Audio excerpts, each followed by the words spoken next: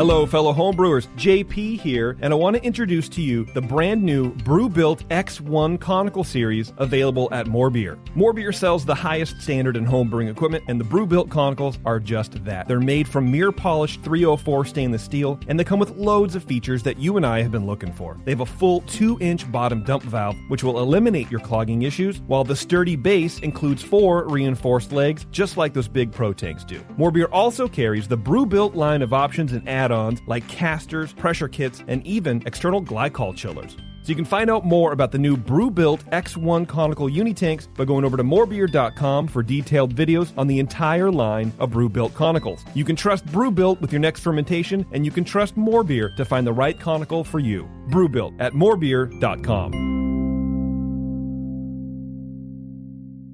Today's Sunday session is brought to you thanks to the fine folks at More Beer. Visit them right now at morebeer.com. I poured it in my mouth and it just wasn't going down. My first beer was an IPA, the best IPA I've ever drank, mostly because I brewed it. If you have a scale that is good for measuring cocaine, you're probably good for measuring hops on cocaine. You're scaring me. I think the information is awesome and the audio sucks. Make some sugary water, throw some yeast in there, and you're going to drink good beer. Yeah, it's going to be good. It's fine. God damn it, man. Oh, my God. Oh. Now, live from the Brewing Network studios in Northern California, this is the radio program for home brewers, craft brewers, beer lovers, and beer geeks. It's your only source for live beer radio that brings expert brewers together with, well, expert drinkers. This is the radio program with a head on it. This is The Session.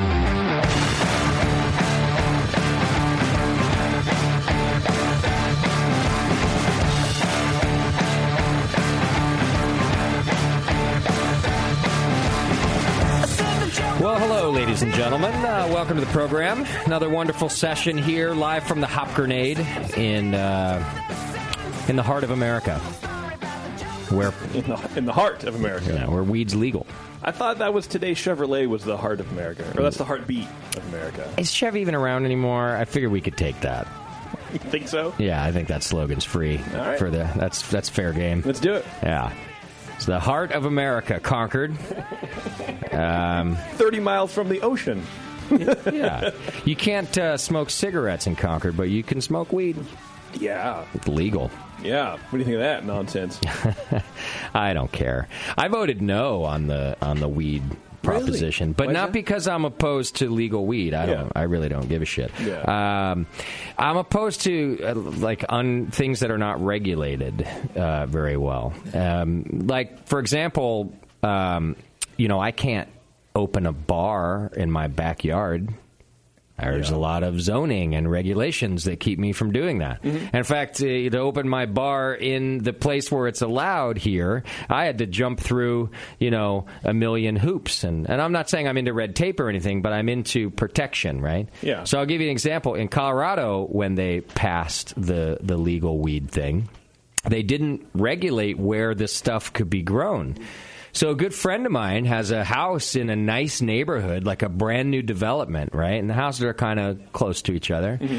And, some grower bought the house behind him, turned it into a total grow house. Yeah. The place got robbed, I don't know how many times. There are things that come along with doing business. Yeah. And when they passed the law there, they didn't make the regulations necessary to talk about how people are going to do business now that weed is legal. And so I'm fine with I don't want the house next to mine to become a grow house. I want it to happen in a zoned area, right, like everything else is zoned. I thought they did some regulation. It was better than the first bill that they tried to pass. But I think that there is some sort of qualifications as to how close you can be to schools, and the local communities can police if pot is even allowed to grow outside. Like in Concord, True. you can't grow outside, regardless of if it's passed statewide or not. But enough of the communities had to have passed those ordinances. Yeah. And I just thought it was too early. Like, I just wanted it, Yeah. So, yeah, but it didn't fucking matter. It passed by, like, who even knows what. So I was just saying, like, for me, it wasn't the best written. I voted like first time I voted no because there was no way to determine if somebody's super stoned or how high they are at the time, right? So like you got a bus driver, the classic example. Bus driver gets behind the wheel and they're super drunk. Well, they're going to know there's a test for that. But there's no test for weed for that. Yeah. But like last year, they kind of made one. Oh, okay. So there is one now, so I felt much more secure about going, yeah, you know what, let's do that. It'll be cool for tax revenue. Can we give that test to Dave Marley of Avu, who's here from Flat Tail Brewing today? I'll give you the results right now. I don't think we need the test. Dave Malacca. Pass or fail. You guys got closer than you ever have before. Well, there's money set aside to develop a test. In fact, there's specifically in the proposition. There's like $150 million allocated just for developing a test. There's already one out there. It's like within 20 minutes. Yeah, but has it been through the courts yet in terms of like... No. I mean, the test is pretty... I don't know why we need $150 million. Just ask him to tell you a simple story and see how long it fucking takes. Hey, I can just start eating a bag of Doritos in front of him. How long does it take you to finish the Doritos? Let me see your fingers. You should, Dorito fingers? Actually, yeah, you know how you do the finger test to drunks? Just hold a Dorito out and see if they, lurch at you. Yeah. Sir, I'm going to need to smell your fingers. Why, bro? It's all love, baby. It's because I need to... Yep, nacho cheese. He's That's done. You say one love one time, and you get the Dewey. Yeah, $150 million. See? It's all love, baby. I'm better than Trump already. I just saved us a lot of money. That didn't take long to come up. Anyway, exciting show for you today, I guess. Maybe. When our guest isn't even pumped to be here. We got Dave Marley back in the show today from Flat Tail Brewing Company, of course, and then his friend Matt something or other. Yeah. Oh, shit. What is Matt's last name? Yeah, Matt was an intern of mine, and he actually worked for Boston Beer for a while, so he has bigger beer experience than I do. I bet Jim Cook knows his last name. Matt Leaf. I'm sure he does. Yes, there we go, Leaf. And he's a fucking hippie, too. He is so a that hippie. name works Leaf perfectly. or Leaf? No, it's Leaf. Yeah.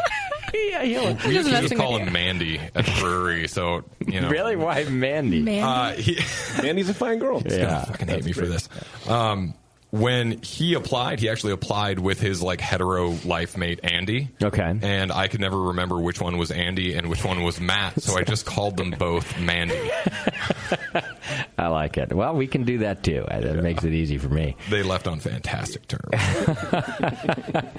Well, we got an interesting topic for you that Dave brought into us called backwater brewing, and the gist. Did you name this, JP? No, I didn't name this at all. But it's actually not what it's named. But you did it that way.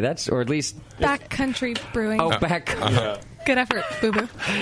We're laughing because if you go to the main page now, it says the session with Backwater Brewing. Yeah, that's what I put on there. I think Backwater Brewing is actually a brewery too. It's a brewery. Oh, it is? Yeah, pretty sure. Oh, then I probably have to change it. But when you find out about this project, I think you'll understand why I switched it to Backwater. Or Backwash Brewing is probably Backwash. Probably a closer Bathwater Brewing Company. Basically, Dave got on a motorcycle and rode the Oregon Trail. Sure. Is that what it's called? No. Did you get dysentery and die? I did actually give myself a mild case of cyanobacteria poisoning. That was fun. How does that get out of you? Southward. Yeah. And basically they went, and then Matt went on the hike across in the entire country of Mexico, I think. Mm-hmm. I'm close, right? Scaled the wall. And they brewed beer with just the equipment they could carry. Dave on his scooter and his razor. How do I still hang out with you guys? And Matt on walking.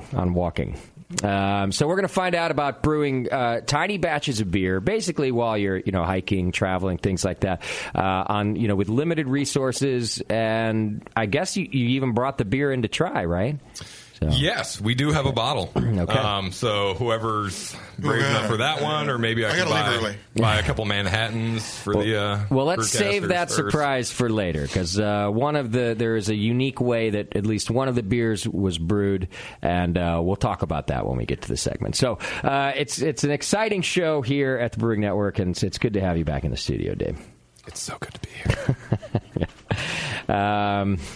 Oh, yeah, it does say Backwoods Brewing. on Backwoods. Yeah. Is that what it is? Which one is it? Don't worry, I just sent you a 5-page breakdown. Bev names it. I didn't name it at all. But Backwoods Brewing, to me, would be great, like those Backwoods cigars. That's what I imagine. You're in the country. Sounds like Brokeback Brewing. That's what we thought was happening. I think I named it Backcountry Brewing. Okay, yeah. Which does make sense, I guess. Does it, though? I like Front Country Brewing better. Yeah. But I feel like backwater is also totally appropriate. Yeah, I mean, no offense, Dave. I do love you, but it is what it is. So I cooled it down. The wort just ran down my back in the fermenter. So. But now I do have to find out if there's a Backwater Brewing Company. Yeah, Here, you check that out for me. Yeah. All right, I'll get through a couple of announcements while we're doing that. So we get to taste some good beer today. We're going to learn a lot. God, there's a Blackwater Brewing Company. Of course there is, which is not a smart name. It's in West Virginia. No, it's not. It's an independently owned nano have to go through some kind of marketing class before you open a business, I think. Backwater Brewing, Winona, Minnesota. Of course it is. It's funny. So if you Google, or I binged, Backwater Brewing, this show is the 1, 2, 3, 4th fucking link. God, already? I posted it like 2 hours ago. We're already above Backwater Brewing from Minnesota on Rate Beer. Wow. They're like dancing in the brewery right now for this PR. I wonder if they're even around anymore. Putting together the cease and desist. Yeah. All right. Well, let me get through some announcements, and then we can get to our show. I do have a big announcement, a big, exciting announcement that I think people are going to be impressed by. Lunch Meat is back this week. That's right. What? Yep. We're recording an episode of Lunch Meat on Friday. Yeah. Not by choice, really. No, we were. We did the fundraiser a while back, and I actually don't even think I owe the episode. I said if we didn't get to our 10 grand or whatever, I wouldn't do it. But because we kept the money, right? Which was part of the thing, like it says on there, like money will not go back if we don't reach our goal. Does it say that? I just felt obligated to whatever do a few shows. So we're going to do 3 shows. 3? Is that what we decided? Yeah. So I've been trying to tease it out, but no one cared. Should we just do 2 of them on Friday, and then we only have to come back one more time? We can do that. I feel like we should just do one of them right now. Basically. With Dave. Roll the theme. Mix them together. I mean, we could just space them out. There's no... I mean, we could do the second one in 6 months. Yeah. It doesn't even matter. But all right, well, so whatever you want to do. Well, look, it's going to be fun. It's going to be great. It'll be fine. It'll be fine. It'll be fine. So what new prescription are you on? I mean, just out of curiosity, is this the antidepressants talking, or what the fuck just happened? I'm not even on it. I probably should go on it, but I just have a new fuck it attitude. It's fine. Everything's good. Looks good on I you. think it's the same. It's the same fuck it attitude. It's just directed in different ways now, in different areas. Yeah. Fuck it. Let's do lunch meat. Fuck it. I don't care. Yeah. No, I'm having a great time back at the Brewing Network. You know what? JP's been doing such a great job around here and bringing in sponsors and doing the shows. Yeah. And Well, he's inspiring me to do something. Jesus. What is it? Lunch meat. Okay. Yes. Hey, if that's how I can go, if I can go out, that's on top. Right? Yeah. Yeah. So lunch meat's back this Friday at noon, everybody. That is a big announcement. Exciting times, right? Okay. Support us by doing your Amazon shopping. The holiday season will be upon us before we know it. And you can just click the Amazon link on our homepage and then do your shopping as you normally do, and we get a piece of the action. It's just a really easy way to support us. A lot of you do it, and we thank you for that. I can't stress enough how much it helps, so we appreciate it. Please do so if you're looking to help the show without spending any additional money. Or if you want to get entered into the More Beer monthly donation giveaway, get first dibs on tickets, all sorts of things. You could subscribe and join the BN Army for as little as $2 a month. But the more you donate, the more you're entered to win. And then we draw a winner each and every month and give out $100 to More Beer. More Beer, of course, the sponsor of this session and every show we do. They have been since the beginning. Good guys. I just saw Chris and Olin the other day, and they look good. They're not aging like we are. They do age differently. I think Olin has an oil painting of himself in the attic somewhere. Like, Man, he's not really that guy. That looks exactly the same as it. Maybe he's got a little crow's feet. That's about it. Dave, in fact, you ever Googled images of yourself? Oh, every night. You have aged almost as bad as me. Oh, you don't even short know. time. I'm looking for photos. So mean. It's so true. I'm looking for photos for the show posting, the backwater posting. And I'm looking at babyface Dave from only like that a photo few was years 6 months ago, man. So fuck you guys. It's been a rough summer. Okay, I told him that shit too because I looked online to get on to get in the chat, and I'm like, wow, was this taken like 3-4 years ago? Because you look a lot younger. He goes, yeah, that was 6 months ago. Dude, you look like shit, I drink a lot, man. okay? All right? And it made me feel better because I'm a mess, too. Like, if I was looking at some of the videos the other day, I was doing something online, and I was like, oh, God damn it, I've gone fast. And, Dave, you're the only person I've seen that has aged as quickly. Yeah, you got to see photos of me at Oregon Trail. I look like I still have a soul, and like there's lightness and happiness in my heart. My eyes. Aren't you only like 26 or some shit? I'm 28 now. Yeah, okay. I mean, I would have said 34, 35. Yeah, at least. I don't get carded. I get like AARP shit in the mail. Like, we just figured you could use this. People like offer to carry your groceries for you. Basically. I've already slipped 2 discs. I mean, I'm just giving up at 35. That's my end game. Yeah. 35. I just want to make it there. Next beer's going to be a Metamucil Stout. I need this. This is the saddest conversation I've ever heard. Man. All right. Well, Grandpa Simpson over here. Not Olin, man. That guy. Not Olin. No. Sold his soul to the devil. Actually, the exact opposite of Dave here. Yeah. Still handsome and youthful. All right. Get information about the Brewing Network on Twitter, Facebook, and Instagram. That's correct. I don't know if you knew that, JP. I did know that. Instagram, yeah. I hack it every day. All right, send your feedback over to feedback@thebrewingnetwork.com, and we might just read it on the air. Maybe. I guess. Probably not, but maybe. Yeah. Do we have a Twitter game today? We do have a Twitter game. We didn't have one last week. JP took his birthday off. And, that's right. I got wasted at sushi. Oh, he was You did? drunk. Yeah, I got How do you know, Bevo? You were here. I left here, and I was driving home, and then he called me, and he essentially guilt-tripped me into turning around and going back to his house because it was his birthday, and none of his friends were hanging out with him. Oh, shit. You want to know what happened? Why did you take the night off? Wait a minute, None of wait. your friends, You wanna know what happened? You could have come and hung out with your friends. This is what happened. Bitch was so drunk, he had a ribbon around his head and dropped a whole pie on his couch. It's true. What happened? So we're leaving the bar, or the sushi restaurant. It's like 9 o'clock. And so I text Bev. I'm like, "Hey, is the show still on?" Oh. She goes, "No, I'm going home." And I go, "Oh, I was going to come by and say hi to everybody." And That's then not what you said. And then 5 minutes later, okay, I'm turning around. Great. Literally, no. You were drunk, and I was maybe don't know hammered. that's what you said. I was wasted, but I remember this with 100% clarity. Yeah. It was via text, so there's proof? Oh, yeah, I'm looking at it right now. Oh, there's proof. And then I called him and said I was turning around because I didn't feel safe texting and driving. You called me? So did you stay and then get drunk with him? No. I stayed. I had one drink. I had some pie. No, it was basically kicking Couch in. pie. Like, then I I got left. fed a bunch of cognac, apparently. At the sushi place? Yeah, and soju, and so like I got 2 bottles of soju, and my entire family was there. Like, Oh, my so big, people fat did Greek come out. Okay, yeah, yeah. not my friends, my family. Yeah. And nobody gave a shit about drinking soju. I'm like, oh, this is going to be great, because my family kind of gets turned up a little bit. Apparently not on a Monday night. And Okay. so I'm sitting there drinking 2 bottles Strange. of soju, essentially, kind of Yeah. by myself.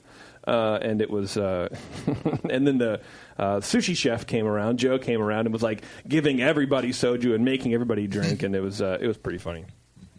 Cognac at a sushi place is like the exact opposite of sushi at a gas station. Yeah, right. It's the classy contradiction.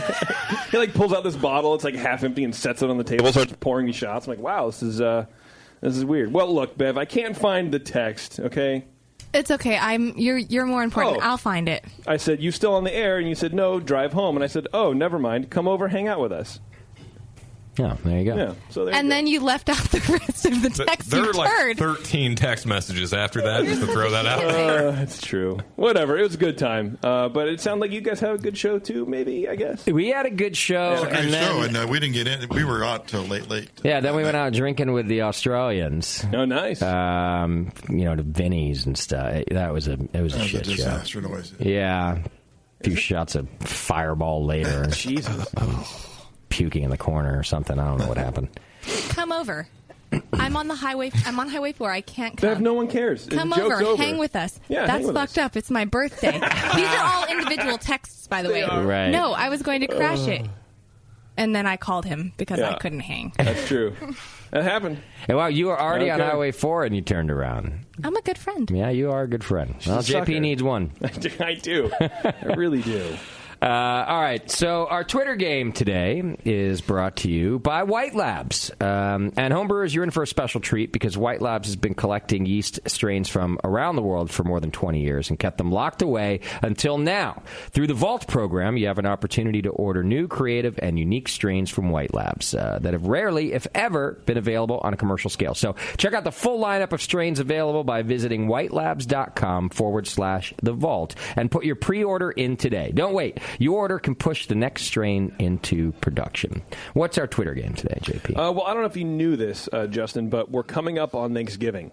Oh, yeah. It's almost Thanksgiving, which I think is next week. It is. So I'd like for everybody, all the BN Army, to tell us what we should be thankful for as the Brewing Network. What's the Brewing Network thankful for on this Thanksgiving Eve? I like that. We have lots to be thankful for, I'm sure. Someone will remind us. But we just don't know. You got to tell us. Because we're kind of dumb. We're clueless.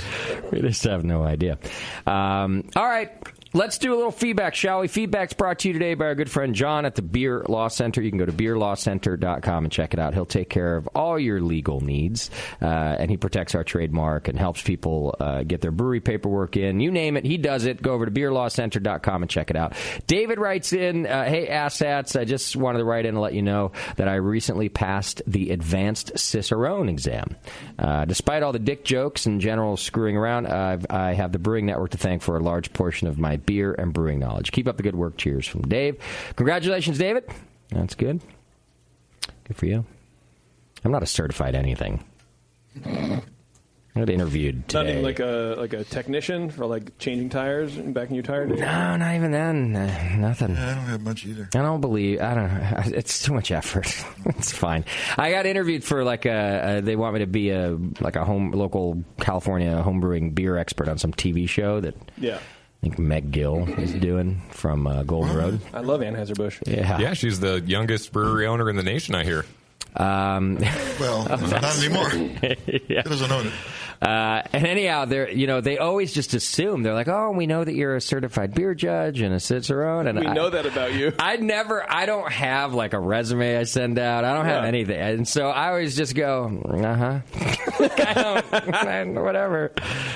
It's fine. You're the expert on homebrewing. Yeah. Yeah. I'm the expert on homebrewing. Right along there with your Cicerone certification. Yeah. No, I actually am always honest. They're always like, yeah, you're ex. And I was like, I do not homebrew. Right. I was like, I could tell people how to homebrew. Pretty good at that. But I know they never care. People don't. They have no standards. People don't have standards anymore. They don't care what my qualifications are. They just want presentation, man. They want a pretty face, and you don't have that either. But you can present, and that's really all you got. That's what they care about. Hold on to it with both hands. Communication, man. There you go. Don't bother with anything else. All right, Cole writes in, hey, guys, I wanted to say the show's been incredible recently. Oh, wow. The awesome interviews and bringing in breweries from outside the U.S. I'm currently planning my first international vacation, and I'm going to New Zealand. Since most of you are more well-traveled than I, do you have any suggestions for New Zealand breweries to hit? I'll be arriving in Christchurch, heading to Dunedin, ending up in Auckland, so I'll be hitting most every town of note. Yeah, there's no other towns. Also, the timing of this trip will put me at the New Zealand Homebrewing Conference right in the middle of my trip. I'm super excited to go. I was wondering if any BN personnel are going. Cheers from Cole. Did you go to New Zealand, Tasty, when we were out there? Yeah, I went to New Zealand. You got any brewery recommendations you can remember? Well, I was in the southern half of the place, Southern Island, near Nelson. He mentioned Auckland. I think that's in the north. Okay. So nothing. Can't think. I know. Yeah. I would suggest. I've never been to New Zealand. I hear it's a great place. For a third world country. Yeah. Try the sheep. I hear they're good. They're really good. No, New Zealand looks fantastic. I would go to the Brewing Network forum and post there, to be honest. I can't give you any valuable information here, Cole. Sorry. But do have fun, enjoy, and I don't know where you're from, but if you're from the U.S., try to represent us well. Okay. Please do. Yeah. Please do that. Because we need it. It's weird out there now, man. We're starting from ground zero. Oh, man, it was weird already. Just on my last trip, boy, I got asked by everybody about our elections and all that. Really? And every single person. Everyone's worried. I just guaranteed him that he wouldn't win. So did I. Yeah. Now you guys are liars. We're smarter than that. I know. I kept saying, look, don't worry about it. Don't worry about it. We're not worried. There's no way. I was so convinced. And, well, there you have it. You're wrong. See, that's why I'm not certified in anything. Certainly not in predicting elections. Right. So, all right, and finally, Tony writes in. I guess this is a Drunk of the Week email. Which I love because they're few and far between, but when we get them, we get them. Arma 2, the number. Arma 2 retarded to do Drunk of the Week. Arma, A-R-M-A. Arma 2. I can't even I just picture him saying this. Arma 2 retarded to do Drunk of the Week, but it's about time I can't stand. What is going on? Yeah, that about right. Tony. What is going on? That's the whole thing. I just want to applaud Tony. I feel like this was pretty good. Remember when we used to do say this sentence, to try to, this would have been a good sentence to try to get through so we can evaluate if you're drunk. And you fail if you sound Arma sober. Too retarded to do Drunk of the Week, but it's about time I can't stand. What is going on? Yeah, that's about right. Tony. It's like voice to text, but he's ordering at McDonald's and they're reading his order back to it. Yeah, it's about right. Oh, man. So like that he remembered to have that proper end. Tony. Yeah. His real name's Albert. So you remember. So, yeah. All right. That's all the feedback we had today. You can send feedback to feedback@thebrewingnetwork.com. And, you can sound like Tony on the air. You, too, can be portrayed as a babbling goon.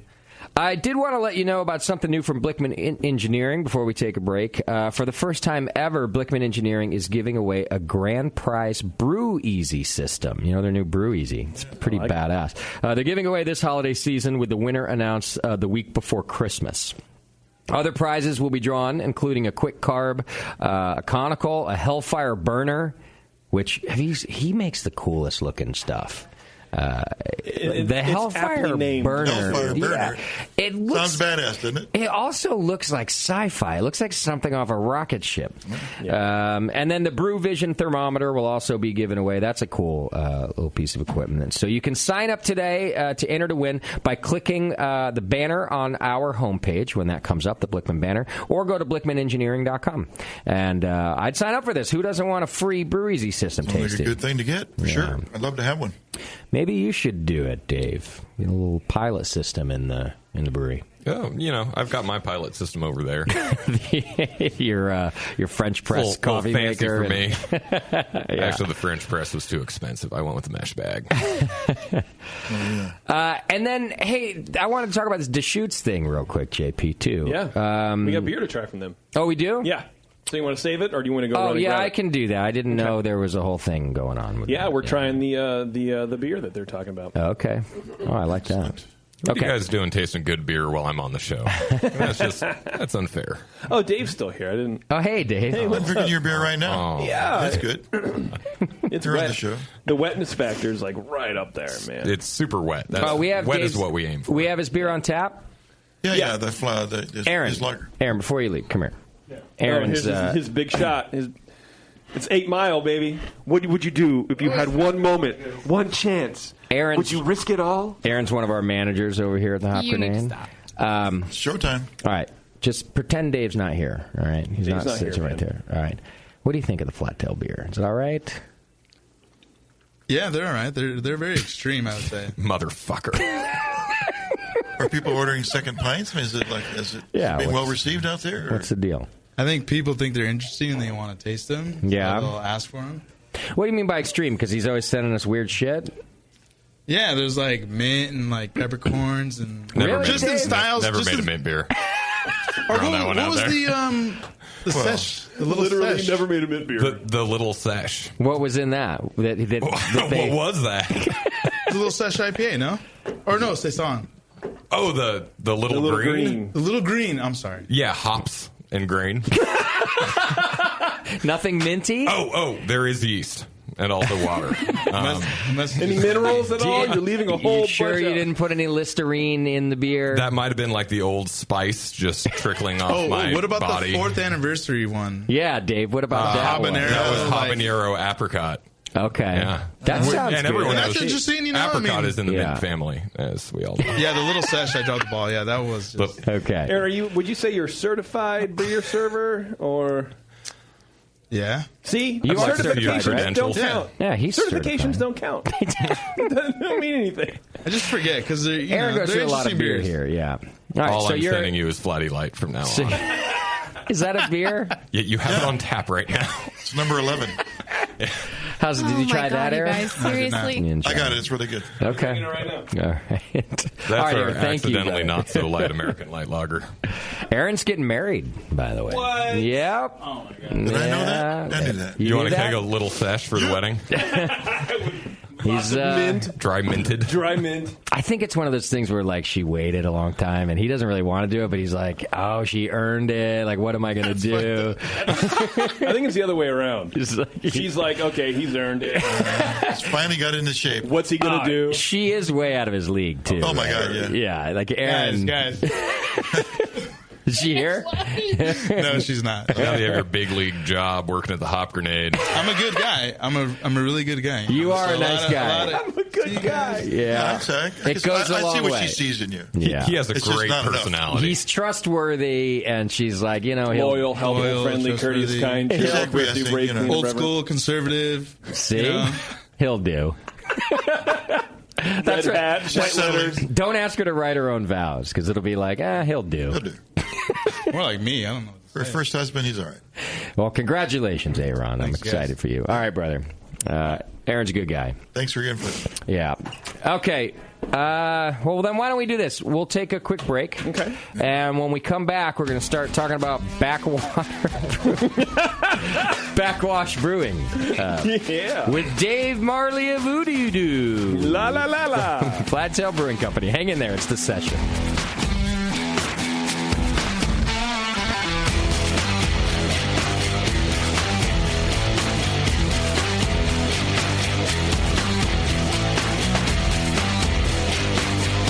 You're listening to the Brewcasters.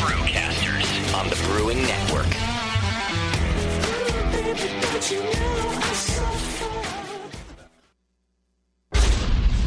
The 21st Amendment. Watch out! Do you like beer? They make beer. Watch out! Do you like friends and fun?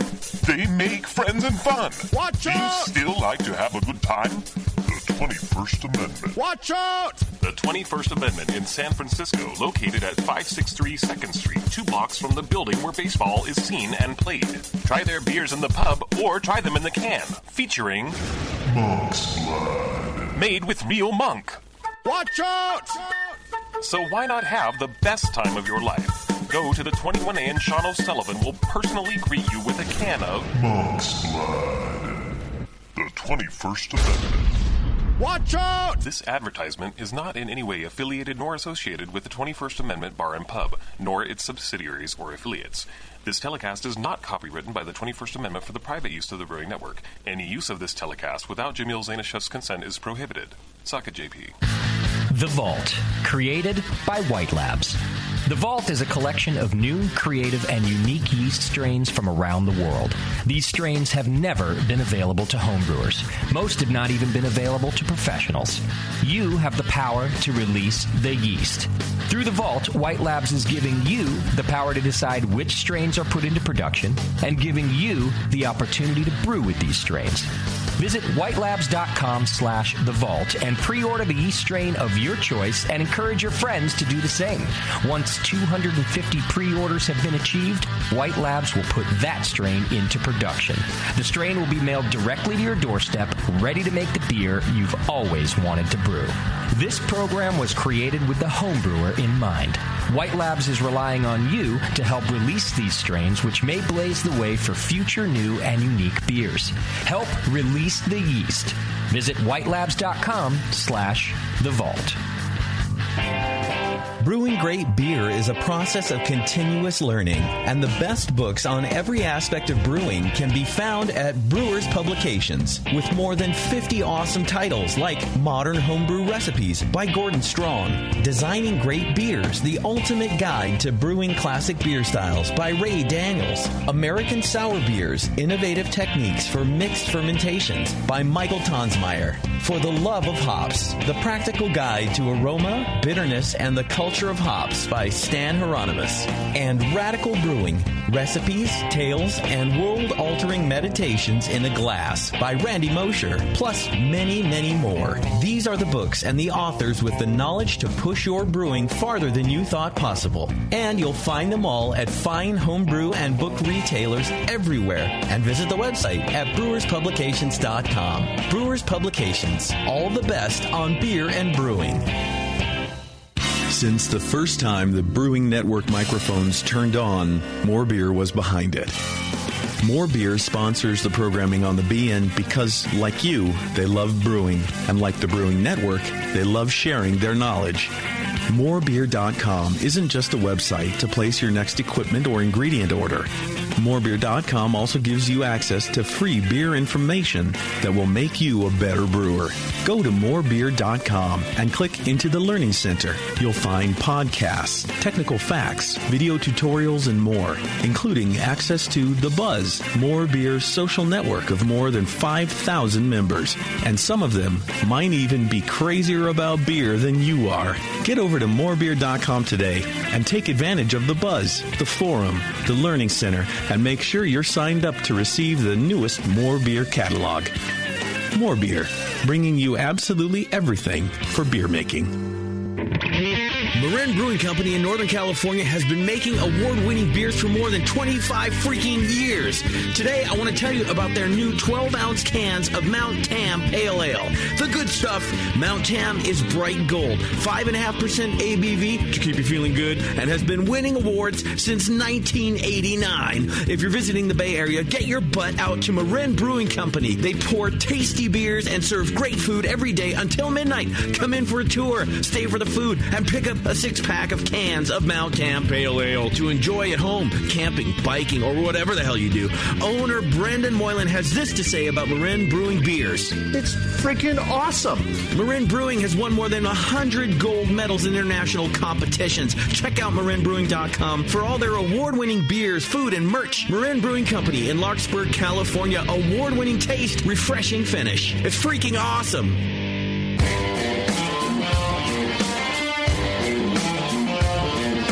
Brewcasters are back. 888-401 beer. Whatever.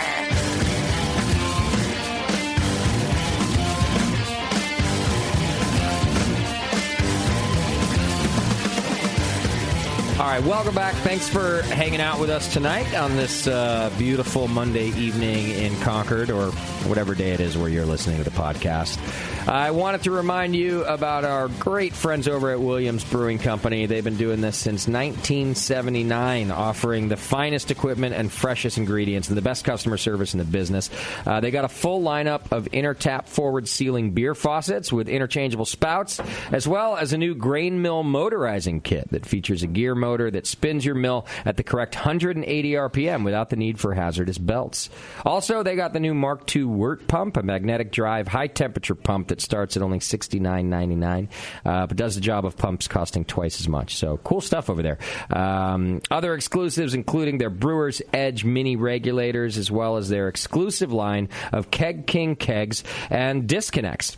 Finally, they also feature quality all-steel bottle cappers from Italy and their own line of hydrometers, California wine kits, and much more. You can see it all over at williamsbrewing.com to check out their vast selection. And Tasty, man, they've been with us for so long, right? They're great people. Yeah, they take good care Really of good us. customer service there. Yeah, they'll take good care of you, too, so go check them out. All right, so we still got Dave in the studio, and now we're also joined by Matt Leaf. We're making it's not Leif. It's not Leif. It's definitely. Oh, hang on. Sorry, Matt. There you go. It's not Leif. Hello. You're full yes, on it's Leaf. Yeah. Swedish and all. Ah, okay. Are you? That's just your ancestry, or are you from Sweden? Ancestry. Okay. Could it be both? Fathers. It could be. Yeah. And so, Matt, now let's go back and get the experiment right that you guys have been doing, because I just was kind of fucking around at the beginning. But basically, Matt has been hiking. Tell us where you've been and what you've been doing over the last. How long have you been doing it too? Well, my adventure started in April, late April, 28th of April. I started hiking the Pacific Crest Trail down in Campo at the border of Mexico and the United States, and then I started hiking north and just kept hiking north. And I actually started with a yeast culture from a Timmermans goose. I had a goose at the border because I like beer a lot, of course, so I wanted to have a good beer for my send-off, and then I tried to culture that yeast and brew it up along the way, and it didn't work out. I had to call in a friend to bring in my parents to bring in a nice yeast culture. Oh, okay. One of the White Labs vials. And they just do you have a helicopter or something? I mean, or a car, but yeah, something like that. Okay. You don't have to have a job or anything? I mean, I worked at Sam Adams for 6 months, and I was kind of I was frugal with my money, and okay. So I set myself up for 6 months, and it's really easy to take 6 months off if you have no payments on anything. Like that's true. House payments and you're not paying rent on the trail. You're just sleeping. Yeah. No bars to spend all your money in. Sadly, right. It does sound kind of lonely. And how much beer can you bring along? Like, how do you get drunk? Well, there are. Well, that does happen. Don't worry. Okay. How do you live with yourself if you're not? Yeah, it's the underlying question. Dave understands me. Well, there's towns that you go through, and they certainly have. We call them C-stores, convenience stores that you can walk into and just buy a 12-pack. And, I mean, Modelo tastes really good when you're out for all days the time. and days. There's no qualifier. It just tastes really good. Yeah. Okay. And so that's the essence of what Matt's been doing. And then Dave was doing a similar trek, but via motorcycle. Yeah, so we wanted to do like the less hippie version of what Matt did. Yeah. And basically we have access to this incredible trail system in Oregon called the Oregon Backcountry Discovery Route. And they've got one in California, they've got one in Colorado, Washington, a couple other states. And what it does is it connects old, discontinued fire roads, logging roads, Jeep trails. Actual sections of the original Oregon Trail are included in it. So you can ride an off-road motorcycle, off-road Jeep, quad, whatever, basically from the southern tip of Oregon all the way to Washington. Wow. And you can also go down the coast. There are several different patches. So we rode from Ashland, Oregon to Sisters, about 90% off-road, and brewed beer while we did it. That's cool. Do you think my Volkswagen could make a trip like that? The roads it's not like they're not like fully serviced roads, right? Yeah, I mean, I would say absolutely no chance, but you should totally try. Dave actually invited me on one of these idiotic adventures of his. He even offered you a bike. Which I'm actually totally into. I love dirt biking. I grew up doing it. I haven't done it in years. I have two fears. Only two? Yeah. You are number one. And two is that I'm not as spry as I used to be. I feel like days on a motorcycle is going to break me. Well, we bring a 10-pound can of Prep H and a fifth of Jim Beam. That's all you need. Right. It does sound really, really fun, actually. I think I'm going to make fun of you a lot just because I'm jealous. It sounds like a cool... How many guys did you end up getting to ride with you? So, fun story. Originally, this came up actually when we were riding back from last year's winter, summer, whenever the fuck it happened, Brews Festival, down spring, here. yeah. Spring. It's that It's fall season next year, in right? between. Hey, I can never You remember. only have 1 in 4 chance. Well, it's California. You have a 1 and 2. Yeah, that's right.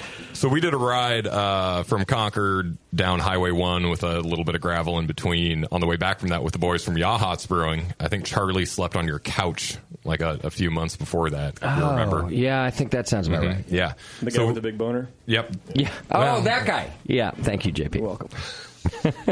JP remembers every boner like it was his first. He's a boner collector. I am. Connoisseur. So we started... Certified connoisseur. Certified boner connoisseur. He's a boner-own. BBCP. Boner-own. I'm sorry, Ray. I didn't mean to do that. I'm so proud of this show. Elevated is the word that comes to mind. Oh, that was good, though. Shit. I'm certified. Ladies and gentlemen, welcome to Lunch Meat. Oh, God, I like my jokes. Okay, sorry, dude. Oh, where are we? What's happening? We're talking about boners. So I was watching on YouTube. I want to see what you didn't want to say anything. Cock blocked by Tasty already. I was wondering when that was going to happen. I want to see what it's like on this trail, right? So I looked up guys on a motorcycle trip on the trail, and one guy broken his leg, and they're in the middle, just a couple of 100 miles between civilization, right? That's what I'm saying. I'm nervous about that. So back to the guys at Yachats, because them just boning us hard kind of leads to all of the answers to your questions. Okay. So we started planning the trip with them, and by we, I mean I basically laid out this route, and we were going to go through the desert, Route 5 of the OBDR. Came up closer to the date, and both of the Yachats guys were on big bikes, like F800 BMW, big adventure touring bikes. Okay. So we wanted to move to a kind of slightly more tame route over the Cascades instead of going through the desert. And they decided not to come, and they let us know about an hour and 45 minutes after we, met in Ashland to leave on the trip. Oh, the day you're leaving? An hour and 45 minutes after we were leaving. Wow. Why? Yeah. Did they not like I don't know. Maybe Charlie can you chose? Call in. I think he was having some stress. Charlie was 888-401 little stressed beer out there, Charlie. Is our number 888-401 beer. Really, Bone. just that. Do you think he had the same sort of fears that I had? Being afraid of getting hurt out there, and you? Yeah, being a giant puss, that kind of thing. I mean, just in general. But, up until the last minute, you could puss out the week before. Yeah, I would puss out way ahead of time. Well, he did kind of puss out a couple weeks before, but then he unpussed out. Okay. Why have that big fancy bike if you're not going to... maybe he'll tell us. He just keeps it on the cement. Will. It's like those guys with the big trucks that, never go off. They're lifted, and they never see... He throws some dirt on it and then rides to Starbucks. Wow. And waxes Rhapsodic on the latest Twilight novel. What a pussy. There's more than 3? I could talk to him about that. There's 4. So, did you end up going alone? So, it was myself and my bartender, Alan. Okay. Basically, I conscripted Alan to come on and join us when Ken from Freem Brewing in Mount Hood had a conflict early on. He let us know 3 or 4 months in advance. Was his conflict also pussing out? I think it was going to Costa Rica with his girlfriend. So, yeah, that one was hard to blame him for. Yeah. But we ended up doing it just the two of us. Okay. And it was a lot less... Hang on, I'm going to change the name to Brokeback. There we go. Oh, sorry, go on. Alan had a one-person tent. For the two of you. We tested that out. Just a small A-frame. That's all we need. And body warm. Yeah, he's 2 bodies, Dave, 1 heart. I'll cover the accommodations, Dave. You worry about the brewing equipment. Alan, where's the sleeping bag? You're wearing it. He shows up with a single Tombstone sleeping bag and one of those REI tents. It's just like a little coffin. Yeah. He may not have gotten a raise by the time we were done with the ride, but I sure did. So the two of you do the ride. Mm-hmm. Okay. And how many days are you on the trail? I believe we made it 5 days. We didn't get all the way to Washington like we hoped to. When we got to Sisters, the route to Hood River turned out to be like Black Diamond level single track. And we had like 70 pounds of shit on the back of our 300-pound bikes. Okay. Since Charlie didn't show up and help carry anything. So, yeah. See, this is the other place I would get us in trouble, actually, is because as much as I am a pussy... You'd fucking bail. When I get to, I'd have been on the whole thing with you. You'd have done it. And then we'd have gotten to those trails, and I'd have been like, what, guys? Come on, let's just fucking do it. We came this far, knowing full well it's a bad... But I just would be like, come on, we're almost to Washington. This is why you have to come next time. Yeah. This is why you and Sam aren't allowed to hang out alone. I know. Sam can be on the back of my bike. Sam would love that. No, no, he can't. Sam's on a timeout. You have no idea. He would be happy as a clam on the back of your bike. I do have an idea. Straddled around you. Yeah, he would love it. Just got a 2-seater. So it sounds like both of you, Matt and Dave, wanted to do these separate adventures because the trail sounds fun. It's an exciting thing to do. But then you added in this other element. Hey, what if we had to brew while we were, being really minimalists? We wanted to have a crazy adventure out in the woods and still bring our hobby with us. Yeah. Still bring our passion with us. And, I like that. That's pretty cool. I also wanted to write it off. That was the main reason. That was a real big part of how this happened. You just paying for fuel and stuff, though, right? And food, like chicken fried steak at Diamond Lake Resort in between things like that. Doesn't writing off require you to make a profit in order to write something off? No. Research is a write-off. Yeah, let's not get into the finer points of how we legitimize this. But it doesn't help writing anything off if you don't make a profit in the business. We're making a profit I see the by profit, getting free advertising from you fine gentlemen right now. Yeah, the best advertising you've never paid for. Dave Malalavala from Breaking Back Brewing Company. Brewing Company. Yeah. We'll get so much advertising from tonight. Dick Flat Brewing out of Portland, Maine. At least you still got my name right. This is the rebrand you never know you needed. You can always count on that. We are a good marketing company. If I do say so Usually myself. I charge extra for a rebrand, but Dave, we like you. I got your lookbook right here. It's the whole thing. All right, so you plan this adventure, and now you're thinking about how you have to brew. What equipment can you bring on, Matt, in your backpack, and Dave on the back of your bike? Why don't we start with Matt? What did you end up brewing on? So, I actually, while I was at Boston Beer, I was trying to come up with a small brewing system that was all-grain brewing system because I really like all-grain, and I wanted to try and continue that on the trail. And I came up with a system. It was a 1-liter system. It was all stainless and had a lot of padding and things for insulation. But the weight was just way too high, especially for a long adventure like this. So I basically bare-bonesed it and went ultralight, as the term is on the trail. And I went for just my camping pot and my camping stove and the fuel. You're kidding me. And I... Bevo, can that be seen on the camera right now? Maybe if you put it right here in the middle. There we go. Yeah, Try that. It's just a... Bevo might be able to zoom in on that a little bit. 8-ounce canister fuel with a... we could say names of things like Pocket Rocket, right? You could say Clit Bumper if you want. Yeah, right. I mean... Did you use one of those? Only fucking cocksuckers wouldn't say that fucking shit.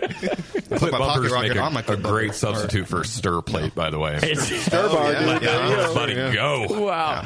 Backpacking with my fermenter and just shaking it because I'm walking all day. It's aeration. Yeah. Wait. Okay. So is the setup I'm looking at for you podcasters right now is like Matt said, just a tiny camp stove with what's the burner part called? That's a Pocket Rocket. That's a Pocket Rocket. Yeah. And then literally like a camp, like a giant metal coffee mug looking thing.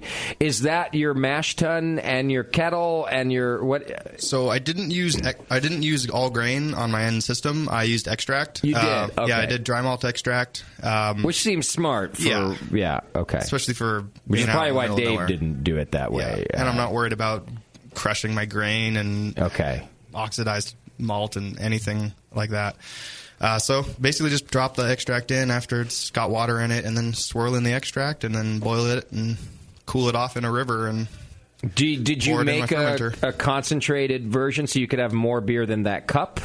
in your fermenter, or was that the size of your batch? That was the size of my batch, a pint at a time. So you multi-batched into your fermenter? No, my fermenter was a pint. It was a 1 liter Smart Water soda or sparkling water bottle. Really? Oh, wow. So half of that filled. So. Okay, now I'm into like what's the point, right? It's like I see that. Is it the fun of just trying it, or is it just kind of nice to have a big pint of beer that you made on the trail? A lot of it's the eclectic nature of brewing beer in the middle of nowhere. Okay, and you are smelling the boil kettle, boiling wort, and it just brings you back into the brewery. Like it makes me really feel like I'm back doing what I really, really loved, and I still, of course, do. So. This guy's been alone on the trail for like 3 months. Yeah. What the fuck else is he going to do? That's actually what I was going to say next. Is like, and what else are you doing anyway? I mean, you can only jerk it on sagebrush so many times. Yeah, he's already read the Lord of the Rings trilogy 100 times since he left Mexico. I'm cross-pollinating. Dried malt extract. Yes. Water from like the rivers? Yeah, rivers, lakes, streams, springs, a lot of springs, really cold springs sometimes. Okay. Hops that you brought with you? So the first 2 batches I tried to brew with pellet hops, and because I like hoppy beers, I wanted to continue that on the trail, and I had really bad light oxidation, or light skunky beers, basically. Oxidized hop compounds and stuff like that. Well, now, is that because of your fermenter being a clear bottle, or what do you think? Okay. Yeah, definitely the clear fermenter. But I did have a very successful double IPA brew on the middle of the trail.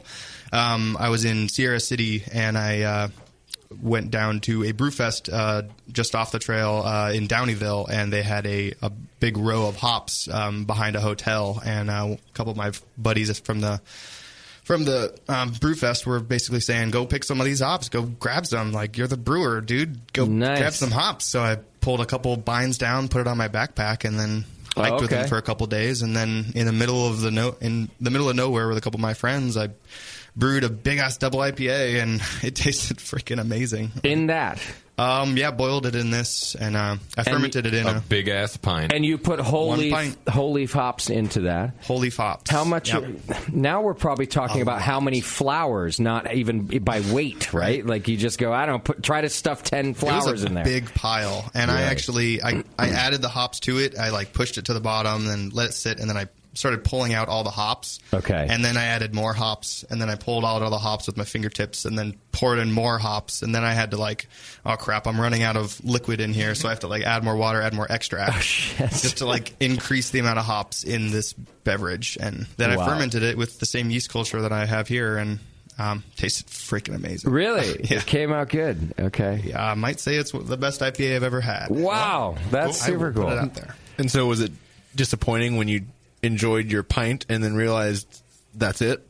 Very. I have to start the whole thing over now? Yeah. It's called and Sad nobody else will Trombone ever try Double it. IPA. Right. How full does your fermenter end up filling this vessel so that you could have your beer after? Or did you have another cup or something that you drank out of? I would trying to figure out out, how much beer. I would drink it out of this same kettle. Okay. And is it fill it up, or it's like about 2/3 of the way up. Okay. So this kettle is 700 milliliters, and it would fill up about half pint, so 500 milliliters or so. And it would probably be semi-warm, right? Or were you able to chill it some way?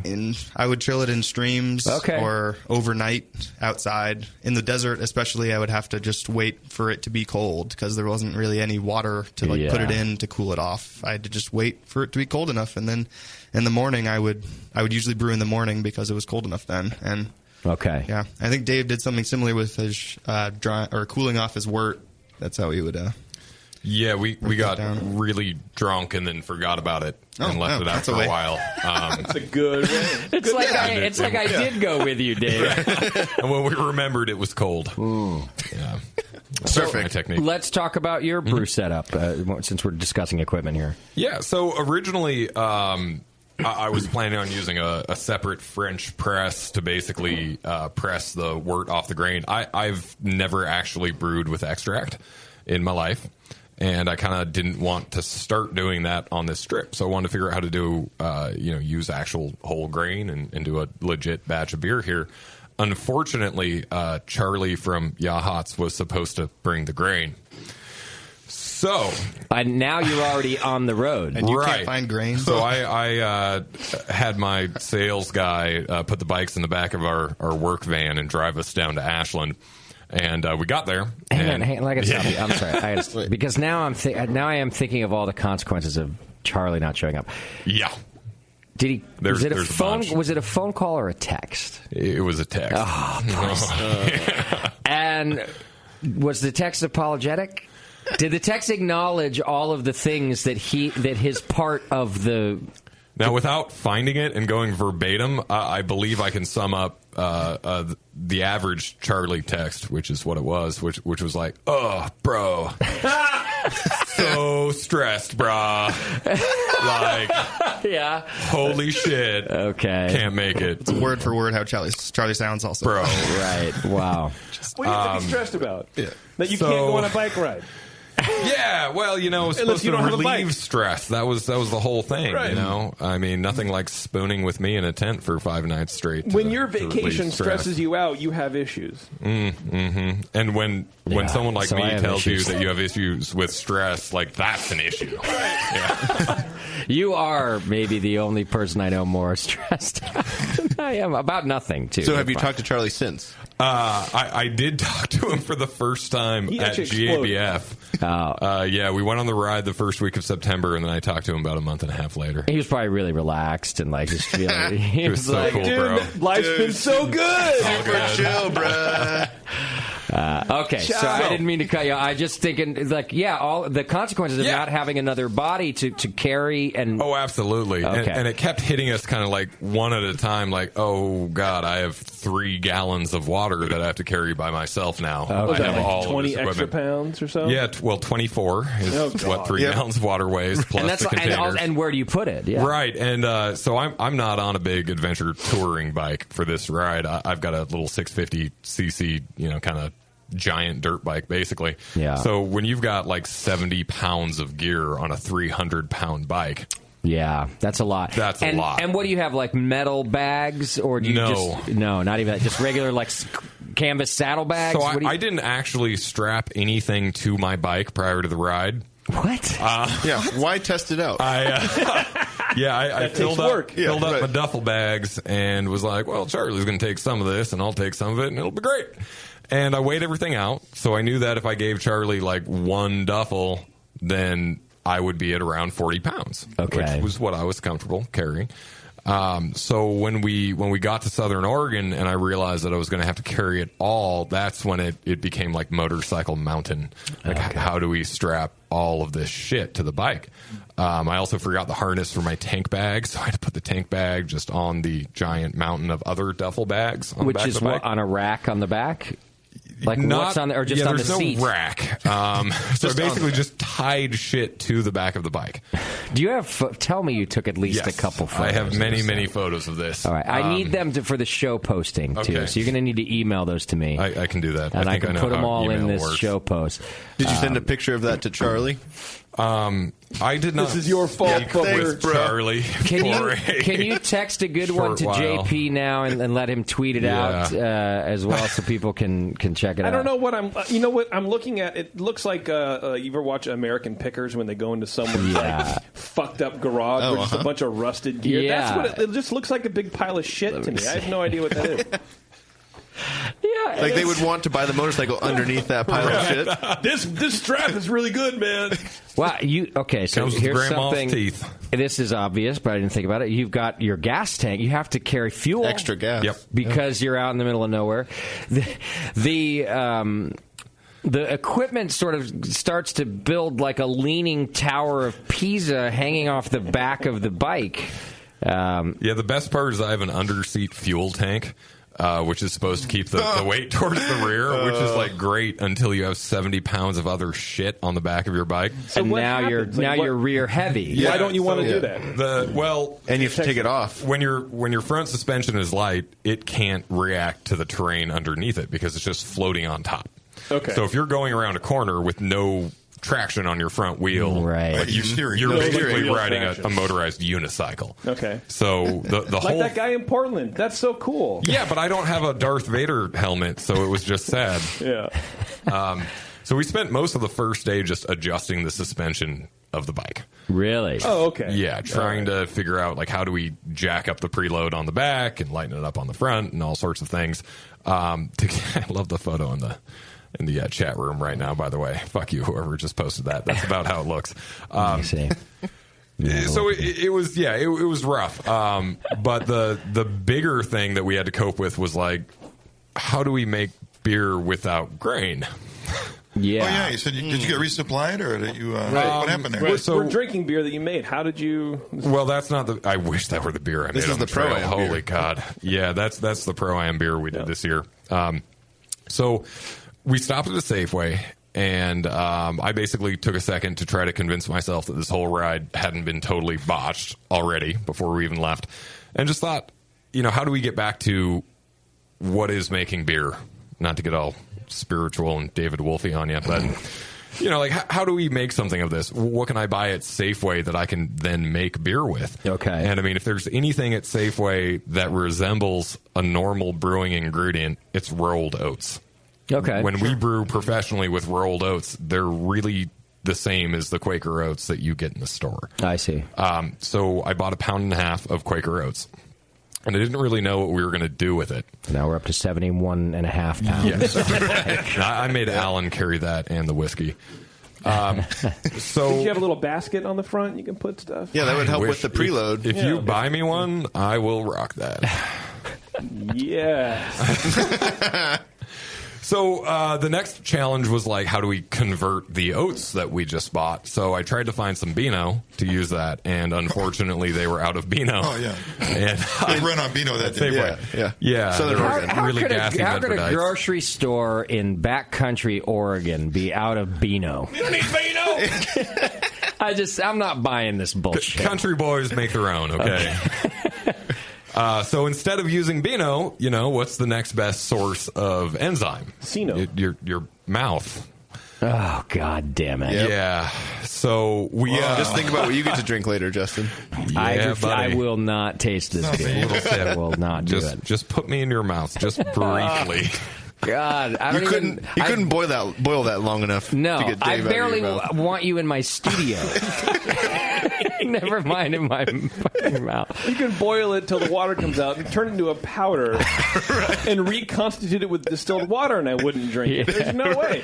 Okay, so just so I can dumb it down for a second. Modified malts have enzymes in them, so when you mash, everything's really already there. But what you're using now are just oats. There's nothing modified about them. Correct. So there are 0 enzymes to convert starches to fermentable sugars? Yes. Okay. So, we have alpha amylase in our mouths. And that's what we're creating in the malting process, alpha and beta amylase. So since we have those both in our mouths, and we had 2 people, we figured that was plenty enough enzyme for a pound of grain. 2 brewers, 1 mash tun. Oh yeah, it was 2 brewers, 1 cup. Yeah. We actually started out chewing and spitting. I'm fucking gagging just thinking about this process. Me too. Just staring into each other's eyes. We locked in deep. It was like emotional docking. So we're brew docking, and we actually had to Those come guys up from with Scotland? Brew dogs? Brew dogs. Ubrew.com. We had to come up with separate cups to regurgitate into because it was just Don't say you regurgitate. can't. We were birding our mash Cups to mash into the same cup, and it just there's something truly like. I gag when I brush my teeth. Yeah. So when I'm like co-spitting into a punch bowl, basically. Oh God. Yeah, it was gnarly. At that point, we decided that we had to whiskey barrel age it, so there might be a little Jim Beam mixed in with the spit to sanitize things. Was there no other choice? Is there no other alpha amylase in the natural world? Safeway. That's all you had at Safeway, huh? How about in the? No. Was Safeway How about some base the only store within a 200-mile radius? wheat. Just use grape nuts. We could have ridden around for 2 hours trying to find somewhere else, or we could have gone to Caldera before we left and drank profusely, which is what we did. So. Or you could have gotten grain from them. There was no brewer, and we asked. Oh. Yeah, that was our plan A. All right, so you chew up the grains, you spit them into what? Spit them into this folding silicon pot I have. I don't know if everyone can see that, Bevo, maybe? It's on you. Okay. So this was our mash tun, boil kettle, everything. Oh, that's pretty cool. Packs Yeah. down into the bag really well. Oh, cool. For heat, MSR Pocket Rocket. I think the same burner that Matt's using over there. Yeah. So basically, we kept chewing and chewing and chewing and spitting until we finally reached a point where neither of us could put any more oatmeal in our mouths without just instantaneously gagging. Yeah. And we figured we had enough enzyme at that point. So then we filtered some water out of the creek behind our campsite and put the pot on the burner, heated it up to 98 for an acid rest, and then step mashed up through the protein range because we wanted to be really cognitive of head pot retention. Can't go on the burner, right? You had to No, dump it into does. it. Yeah, it's got a metal bottom. Oh, nice. Yeah, silicon Okay. sides, metal bottom. Goes You right on the burner. filtered your mash water? What was the purpose of that? That's cool, dude. That is cool. We didn't think about why not to filter it. Oh, okay. Yeah, don't be a dick, Matt. Or we could not. Oh. Well, the whole boiling thing wasn't really crossing our minds. We may have hit the Jim Beam pretty hard as soon as we hit the campsite. So a lot of this came together a little haphazardly. But either way, we warmed it up and eventually got to our sack rest, and basically we just kept spitting in it until it cleared up. And we started seeing the starch convert. Extra enzymes, huh? It bypassed the lauter. Oh, just Dave, keep spitting. I gotta kick you out right now. You gotta go. This is the last time we're here to talk to you. I didn't like you much before, but I fucking hate you right now. I hate me too. We did have the oats in a mesh bag. So the next step, which was the most deeply disturbing step of all, we had to take this mesh bag and like squeeze the oat jizz out of it, and it had the consistency of Elmer's glue. Oh, I bet. And I mean the same. That makes me want to throw up. Yeah, so we're taking turns squeezing this sack and just milking it. And finally we get a full... Milking that oat spit. Do you have an Adam and Eve Milking that oat because- spit. This is how we make all flat tail beer, by the way.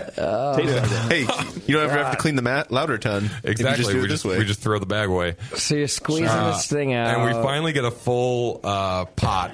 Actually, we get 2 full pots because we did a 1 gallon batch. And wow, you guys know how to milk it. You got to have more. We do. Yeah. We do. And we did a full boil to keep you all happy. Fucking wusses. No one wants to experiment anymore, you know?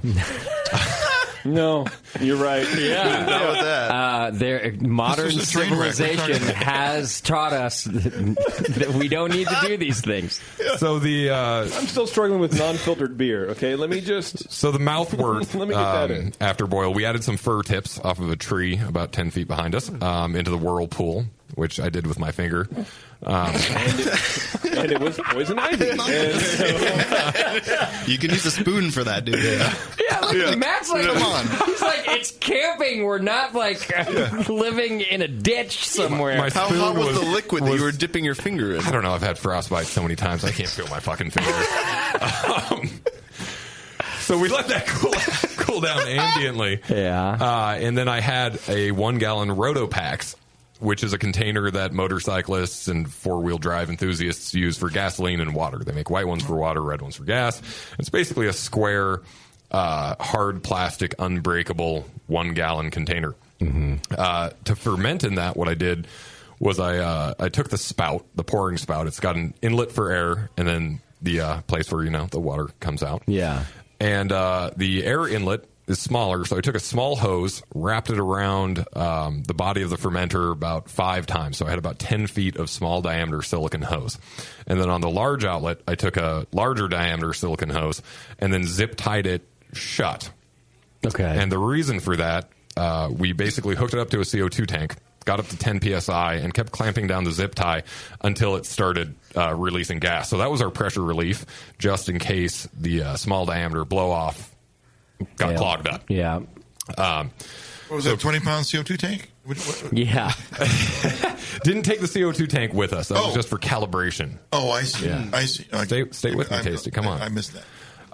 So we knock out into this Rotopax that I had basically just swirled some Brett F around, which is our proprietary Brett strain.